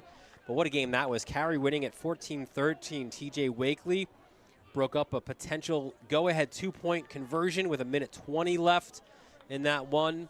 Ben Rose had 7 carries for 68 yards. He gave Carey a 14-0 lead with a 51-yard touchdown in the 4th quarter of that one. Good kickoff from Cooper, fielded inside the 5. Not easy for Carey High School when you're bouncing around conferences. You know, if you want to put a happy face on it, you say, well, our opponents don't know us. But it's actually more work for Mike Stanley and his staff to move to a new conference, and now you're preparing all over again for new coaches and new systems. Not easy to do it. And I'll tell you, I remember dating myself a little bit, but going back a few years, their battles with Garden City were unbelievable back in the day. You know, Garden City, we see them now, and they're just this seemingly unbeatable juggernaut, but for a while, that was Carey. And it would be Carey and Garden City battling year in and year out for that Conference 2 title. Mallon hands off on first down. Majorama gets to about the 28-yard line. Jamie Charles, Justin Jamie Charles and Sal D'Amato combine on the stop. They bring down number 9, Dennis Majorana. You go back Small gain on the play. 2014 and 2013 Second down and 9. county championships for Carey, beating Garden City. 2014 a 21-6 win, 2013 20-16. What a great rivalry that was with those two programs. It's a very unusual formation. You got it's an empty formation, no running backs, but you got 4 receivers. They call it quads. Got 4 receivers on one side of the field. On the other side, it's Terwilliger, and that's the way they will go. He makes the reception, tries to angle towards that first down marker, forced out at the 35-yard line. We saw a lot of Terwilliger early in the game, making big conversions. You mentioned his size, of course.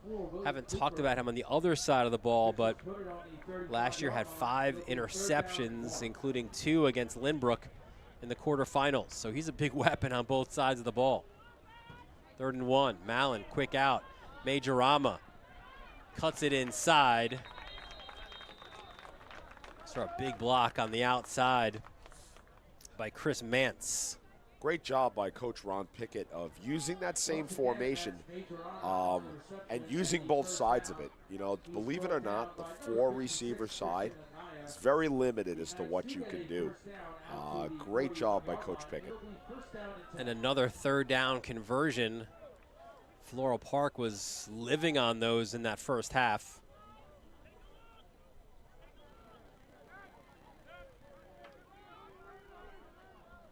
We're seeing, again, multiple formations out of Pickett and the Knights. That is Lau in motion. Mallon rolls right, cuts it inside, chased from behind, and gang tackled. A lot of credit to number 12. That's Charlie Jamie, the sophomore, who was in hot pursuit. Boy, Charlie has some closing speed. I don't know much about Charlie. I would not be surprised to find out that Charlie is a multi-sport athlete here at Carey. This kid can really run. Yeah, great takeoff, plays with a motor. He looks light right out there, but he's 5'10", 175, does not play that way. Very disruptive from that defensive end position. Very aggressive. So that was a loss of 3. There's that look that you mentioned before. And again, you go far sideline, and this advantage to Terwilliger, breaks the tackles, and he'll find the end zone. Touchdown, Floral Park. Well, what do you call that? Terwilliger tough. And look at this. Beautiful ball. Oh, man alive. Tearing his jersey off. That is a family trait with those Terwilligers. Terwilliger tough. And it was a great battle there with Cooper as well. But again, you like your chances with 6 extra inches of height.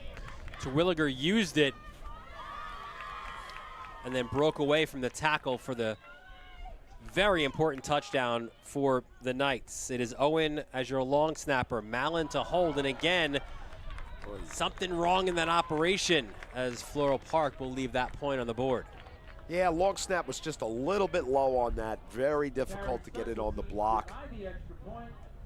Frustrating for Andy Chen. Andy Chen is a kid who spent a lot of time this offseason working with Long Island's great Craig Pinto. Craig Pinto, one of the superstars of arena football. He has a couple of Guinness World Book of Records, and he spent a lot of time with Andy training him and schooling him up on the art of kicking. We take a look at the upcoming schedule for Floral Park.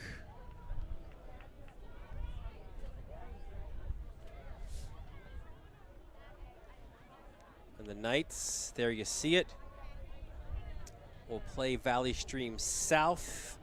And then Elmont, Division, and that Southside game on that Friday night we'll have for you on the Varsity Media Sports Network. But Conference 3, said it during our broadcast last night, but I love the way that Phil Ernesto, the Southside head coach, describes it, calls it the SEC of Nassau County, and it is true. There are a lot of really, really good teams, terrific balance.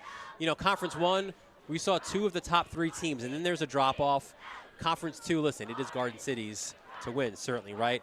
But Conference 3, multiple teams who can lay claim to getting a spot at Hofstra. And unusually, you have parity all the way down to the 9th seed.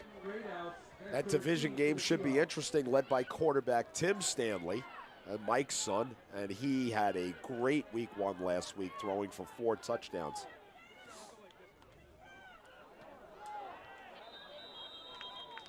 So let's see if Carey will have a response here.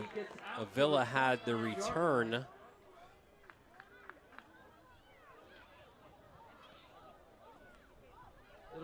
And we will actually be at Southside next week as well, as Carey will make the trip to Rockville Center for what should be an outstanding contest.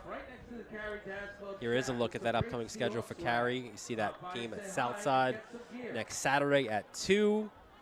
Stay on the road for Valley Stream North, and then a home game against Elmont. And then Clark's team that we saw last week as well at Southside. Next 4 games for the Seahawks. For those of you at home, take a good look at those schedules, because this year in Conference 3, the start times of these games are all over the map. Like the SEC, right? Different start times all over the place. It's not. Don't blame us. It's not a TV situation. It is an officials situation, or lack thereof. We do need more officials in Nassau County. No gain on that first down run. These officials, I'll tell you, Dylan, they put in a tremendous amount. I mean, we're always cracking on them, and everybody's always yelling at the refs. That's since time began. They put a tremendous amount of time and effort into this skill. They love it. They love the camaraderie. Look at DiPietro keeping those legs churning out to the 45-yard line. He was giving a couple of guys a ride right there. Number 6, Justin DiPietro with the first down carry out to the 45-yard line. They return to DiPietro. What a tackle from behind, though. Chris Mance. Huge response to that big run. Huge play by Floral Park. Watch him turn the corner here. What a great body tackle. Well done. Mance, the 6'1" senior. Very physical, very quick. No gain on first down. I do like how the Seahawks are changing the pace of this game. A lot of quick snapping. Oh, look out. Little miscommunication there. It goes to Radow. But you can see Avila and DiPietro collided.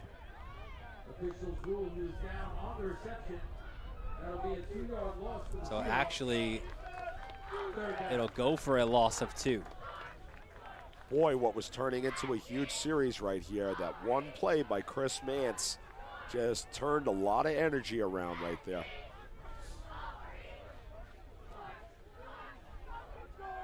So Radow will now go to the top of your screen. McGrath at the bottom. Hickus in shotgun formation. Fakes the handoff, goes over the middle. Great defense. The Carey coaches want a flag, but that was Eric Noronis, 14 all over it. Once again, Dylan, it was close, but I'm actually glad the referees are letting the kids play this thing out. This is a great football game. You don't want flags and officials to start deciding how this thing ends. So it'll be Cooper back to punt. And deep for Floral Park is Lau. Lau is at about the 2-yard line. This is another thing when you got a lot of new guys, you have a couple of injuries, getting those special teams out the way you need them. Oh, a little extra time there to Cooper to get that off, nearly blocked. And the ball will wobble and be downed inside the 15-yard line. Seahawk punt is down at the 13-yard line. That's where the Knights will have it. 1st and 10. So Floral Park back to the offense, looking to potentially tie or take the lead here. Carey's having trouble getting Justin DiPietro the consistency of those big gains that we all know that he's capable of. And some of that has to do with a few changes on the O-line. You know, it just doesn't happen. You don't plug in O-linemen and get that timing and consistency that you want. Those kids are going to need a little bit more time working together. Floral Park 1st and 10 from their own 13-yard line.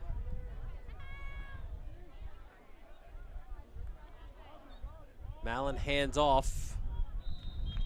Looks to be Majorama getting a couple of yards.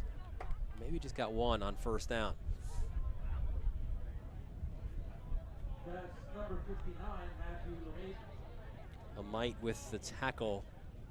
Lemay on the stop, he brings down number 9, Majorana. 1-yard gain on the Floral Park enters the season as the number 5 preseason seed in this loaded Conference 3. Carey number 1.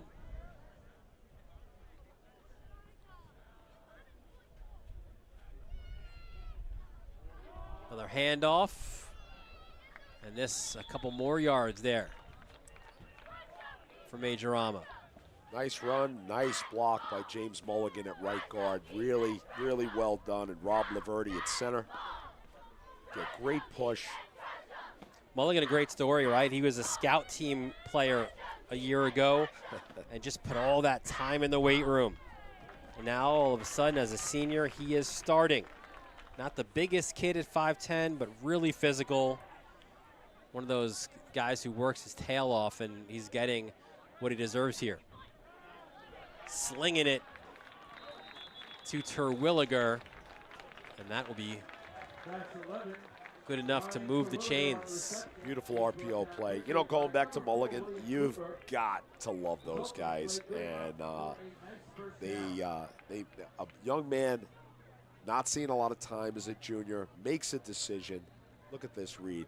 Beautiful read. He made that read even before. He knew it right away. Well, the same is true of your left tackle as well. Ranbir Kalra also played scout a year ago as the 1st down run, again by Majorama. And for Kalra, number 77, you know, you mentioned the lineage of their Terwilliger as well. Last year, he played scout every single day against a good line with Eric Terwilliger and John Sergota, who are both playing at Maritime, and that just made him better.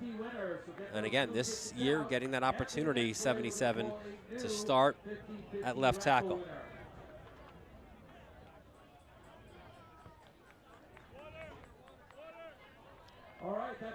And that'll conclude quarter number 3. It's a good one here in Franklin Square. It is Carey with the 20-13 lead. But Floral Park is in it thanks to Terwilliger. He's got size and speed, and now his jersey is a size bigger. 4th quarter coming up next on the Varsity Media Sports Network. Now is a great time to book a sportscast with Varsity Media. What sets our sportscast apart isn't just the quality of our production, it's the knowledge, passion, and professionalism that our announcers bring to every game. And it's Merrill. Oh, look at a fake by Merrill. There's the spin again. Gary Merrill is not human. Touchdown, St. Anthony. Profeta! Profeta! 1-0! Our commentators research athletes and highlight storylines that matter to your communities. Our approach creates a broadcast experience that not only informs, but elevates the athletes, giving the kind of recognition usually reserved for professional levels. Varsity Media's announcers make sure that every athlete has their moment. So book a Varsity Media SPORTSCAST today, and let's get your team the recognition it deserves.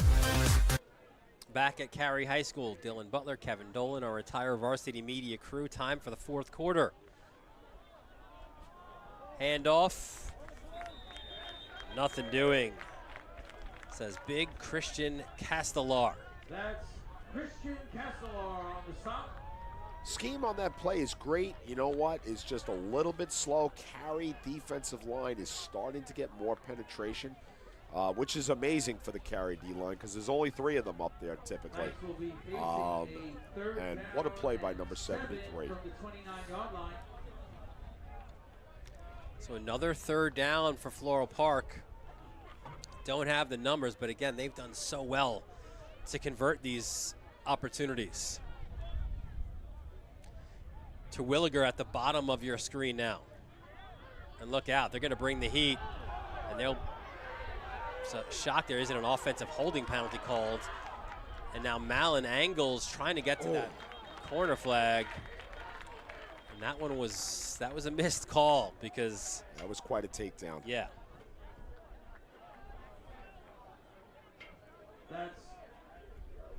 And you could see it right there.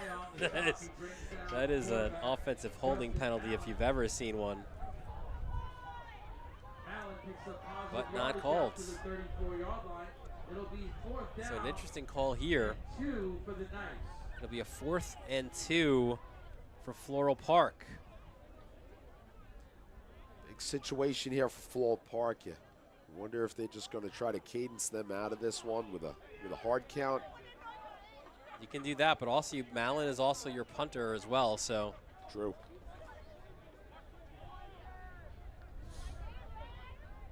They have converted a couple of times this game 4th down. They do go for it. Over the middle, that is incomplete. Mance was the intended target. And it'll be a turnover on downs as Carey's offense will step onto the field. They had him too, you know, they had him. It's just the way it goes sometimes. You know, it's early in the season. That's a huge play. And I think in terms for Floral Park and the decisions that Ronnie Pickett had to make there, you know, that was one of those times you gotta take a shot. So excellent field position for the Seahawks here at the 34-yard line of Floral Park. You have trips left for Carey.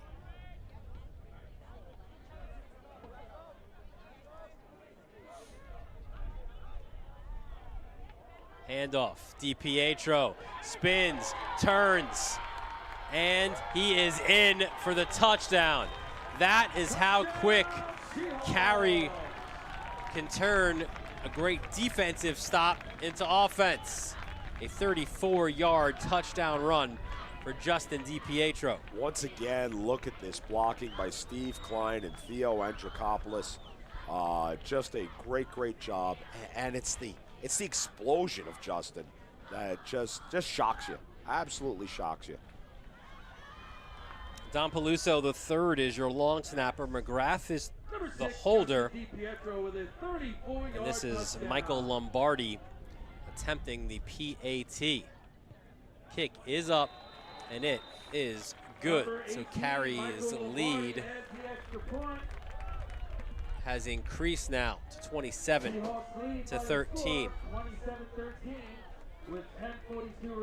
want to thank Edge Remodeling, who has provided exceptional general contractor services in Franklin Square for several years.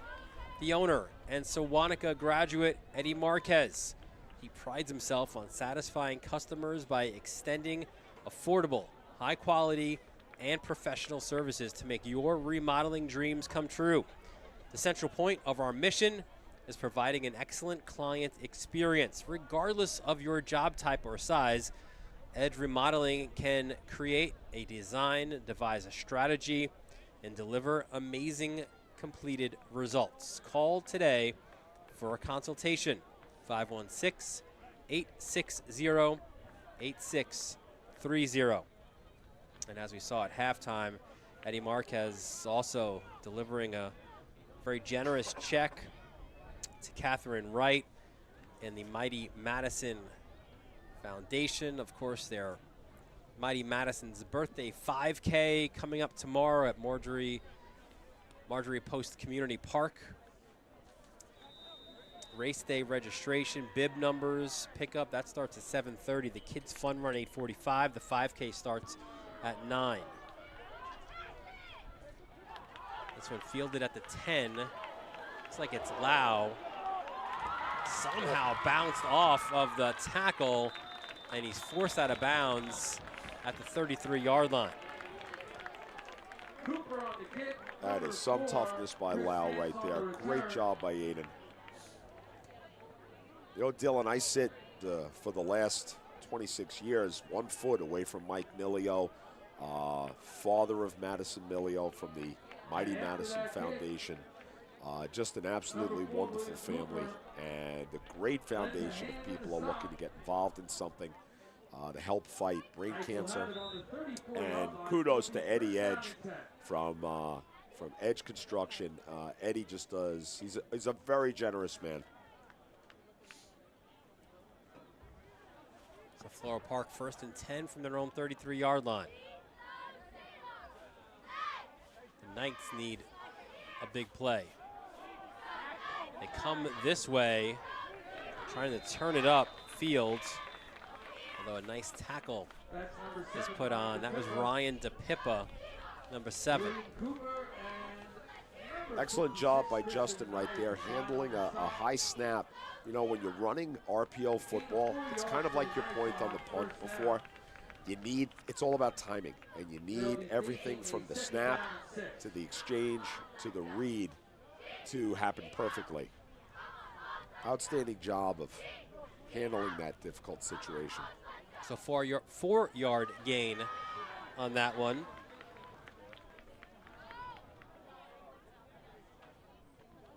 High snap, fielded well.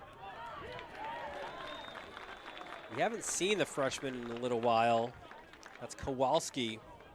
Had a big run in the first quarter. Full Park working that counter game, getting those big linemen, Calrer and Moran around the edge. But they're having trouble on the down blocks, preventing all that penetration from Carey. Tom Aiello's starting to stunt his kids. No gain on that play, so it's a 3rd and 6. And the later in the game we go, the bigger these become for Floral Park. Terwilliger at the top of your screen. Doesn't have Cooper on him, so maybe a chance to go that way. Mallon thought about it, then tucks it under, comes this way, breaks the arm tackle of Cooper, and he's finally forced out of bounds, but not before moving the chains.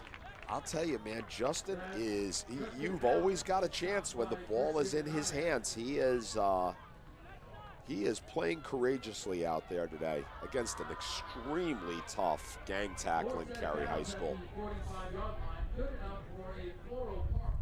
So he moves the chains to the 45-yard line.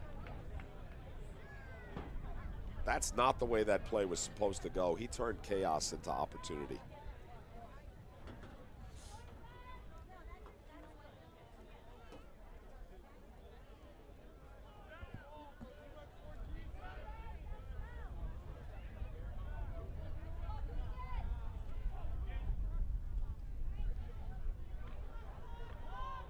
Oh, this time, Carey brought the pain, led by Castellar.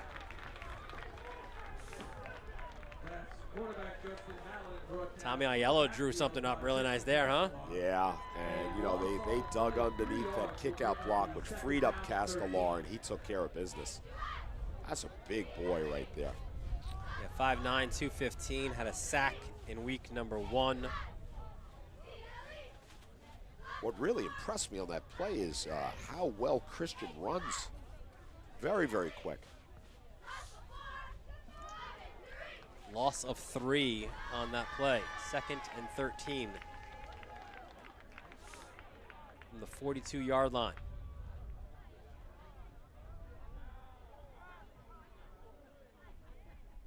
Mallon rolls left. Look out, right in the grill. 5'6" Christian Anaya. Already his 4th sack of the year.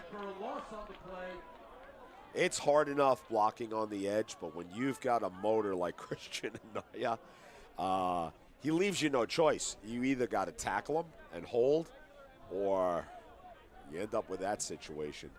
Great play. Yeah, Anaya really fast in the ball, runs a lot of things down, strong, one of those weight room junkies, such a hard worker as well. That loss now makes it a 3rd and 24 from the 32-yard line. They've got to get out to the Carey 45 to get a first down. Mallon, a quick out to Kowalski. He's got Terwilliger as a blocker, but a great job by DiPietro tracking him down from behind. Great decision by Coach Pickett there. He's got a lot of ground to make up. You know what? Get half of it now. Let's see if we've got something that's a little more manageable. He's still got a big chunk right here. We're in double sticks. Yeah, 4th and about 12 from the Floral Park 43-yard line. I like this decision. It's week 2, huge game. There's nothing to save it for. Go for this play. Go for this first down. Terwilliger at the bottom of your screen. He's been in the center of so many big plays. Cooper, best corner on this Carey team, is on him. And Pickett would like to talk things over a little bit more before this play, which gives us an opportunity to thank Francesco's Masonry and Construction, looking to transform your outdoor space at Francesco's Masonry in West Hempstead. We bring beauty and durability to every project, from stunning paver patios and walkways to custom stonework, landscape design, and concrete work built to last. Our craftsmanship speaks for itself. Let your home stand out with timeless designs made just for you. Call Francesco's Masonry today and bring your vision to life. I mentioned before, co-owned by brothers Frank and Nunzio Carbone. Carey guys through and through. Frank's son, Giancarlo. We do hope we see him on the field sooner than later. Number 20 for Carey. Terrific running back. One of the walking wounded right now for the Seahawks.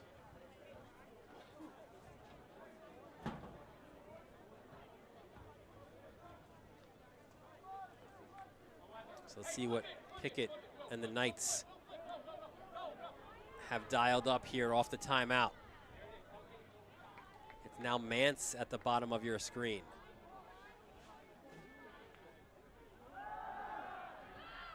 Mallon surveys the situation, rolls out, heaves one downfield into a double team, and that is incomplete, and a turnover on downs.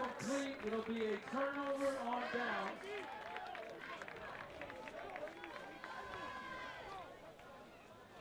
And you see the jump ball. Anaya part of that coverage deep. And once again, you know, Dylan, if that were a college game, you would see 17 flags come flying out. But in this game, it's a jump ball. Both kids have equal position. Officials are letting them play it out. Wasn't overly overt, the contact. I like the no call. It's a great chance here when you've got a running attack featuring DiPietro and Avila. For Carey, they could really massage this clock now. It's at 5:43 left. Also like to take a minute to acknowledge the outstanding work. And for a second consecutive drive, excellent field position for the Seahawks. Yes. They started at the 34 on their last one, which was the same yardage for DiPietro's last rushing touchdown.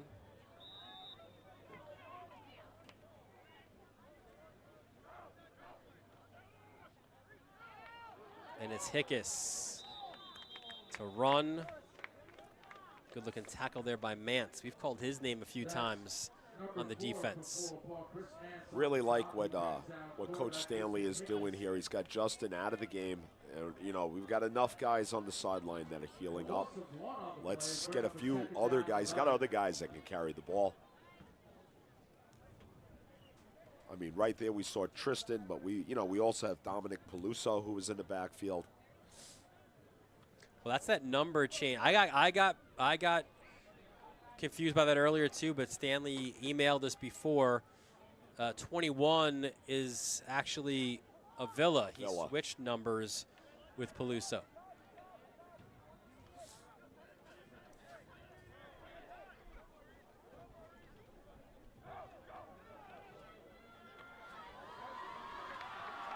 Jet sweep action. And that was McGrath. The big carry. McGrath on the carry. He's stopped by Chris Nance. Huge chunk play right here. Nice block. How about Avila there, huh? By Avila. Very nice block. And huge chunk play by Avila. He also will be facing a 3rd down and 2. You know, to your point earlier, Dylan, about bleeding out this clock, plays like that are just so important. Yeah, we see Justin back in the game.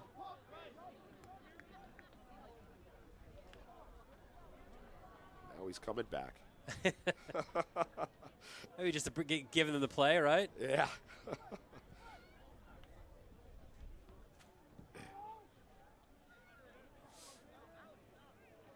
But Avila is a guy who could certainly carry the load.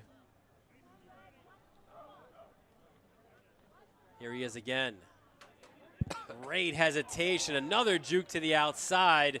Stays in bounds. They will stop the clock to move the chains, but a big 1st down carry there from David Avila. Beautiful footwork by Avila. What surprises me about this young man for a smaller back is how powerful he is. Physically, just very, very strong. That's exactly, the word powerful is the word that Stanley used with us. He says he's another powerful kid in a much smaller frame. Look at that footwork, that edge ability. Great job. I remember last night we were looking at Josh Kama show the same. He's using that same footwork that we saw last night. So fresh set of downs as the clock continues to be in Carey's favor. Another handoff, lowering the shoulders.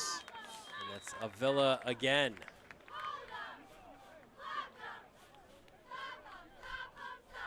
Once again, that's Avila. He's stopped by number 3. As he gets inside of the 15-yard line. Lau with the tackle. It's going to be 2nd and 5. But another chance, right, to hit the pause button here if you're Carey, and again, let this clock wind down, and it's inside of 2.5 minutes now.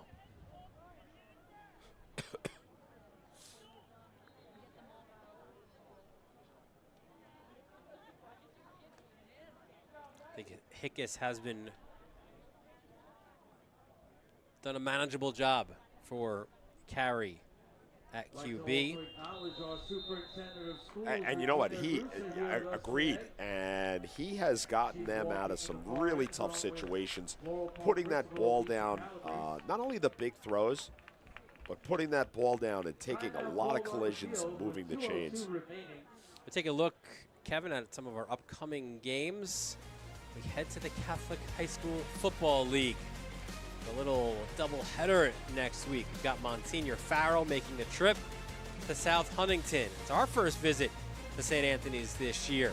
Looking forward to seeing Xavier Bala and those guys. Friday night lights, 7 o'clock start there, and then St. John the Baptist, Kellenberg. That'll be a 1:30 kickoff on Saturday. And also on Saturday, as we said, we'll see these Seahawks from Carey taking on very stout Cyclones team out of Southside. Another reminder, while we have a second here, for the Mighty Madison Birthday 5K. That'll be tomorrow at Marjorie Post Community Park. Race day registration, bib pickup numbers. You could do that at 7:30. The kids' fun run at 8:45. The 5K starts at 9 a.m. It's all for that fight to find a cure for DIPG. And Mighty Madison always with us, as it is Avila trying to bounce it to the outside. The Floral Park players trying to force him out of bounds to stop the clock. But starting to see some couple of new numbers for Carey. Got Aiden Bays in the backfield right there. Another very dynamic running back. Great body block by him.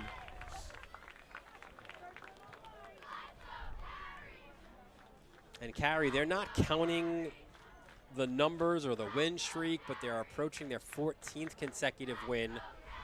But Mike Stanley, and I think it's a credit to him as a guy who's won multiple Long Island and Nassau championships. He said they addressed it at the beginning of the year about Long Island Championship, because that's where they want to ultimately get to. More of that after this play, as it is Avila again. Cuts it back. Good job by Avila. But they address it at the beginning, like, yeah, listen, we had a great season last year, but this is a new year and a new situation, and you don't look down the line because so many things can happen. As we saw in week 1, you could have injuries, you could have adversity. So it's not about what happens in 12 weeks from now. It's about what happens today in practice, and they keep that very regimented throughout the season. Yes, and to your point, Mike and his staff has been confronted with a couple of curveballs here, and you got to appreciate what Mike is doing down here at the end of this game. He's got a couple of, like I said, he's got a couple of different numbers in here. He's bleeding the clock, and he's thinking about, I don't need to win by 3 touchdowns.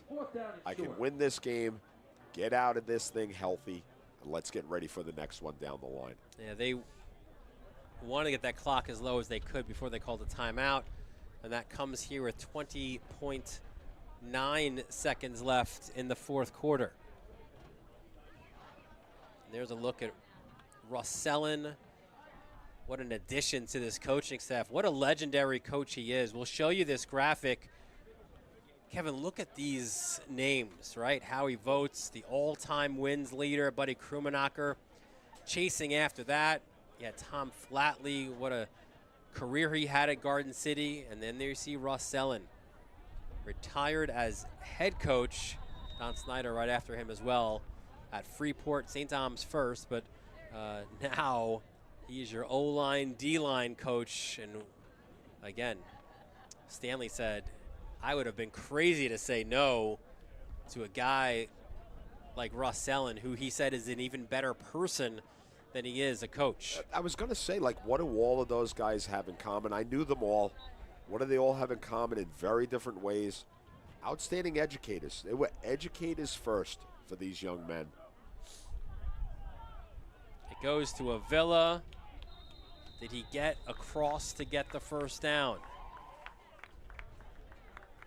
And he does, and that'll put an end to this game. And there was adversity, there's no doubt, for Carey today. They had to battle. Floral Park gave him a great contest here, but ultimately it is Carey, led by Justin DiPietro and David Avila. A true team victory here today for the Seahawks. Great job by Carey of figuring it out, figuring out a new roster and some new starters. And in terms of Floral Park, I think they found out for themselves that they're the real deal. These kids can play football.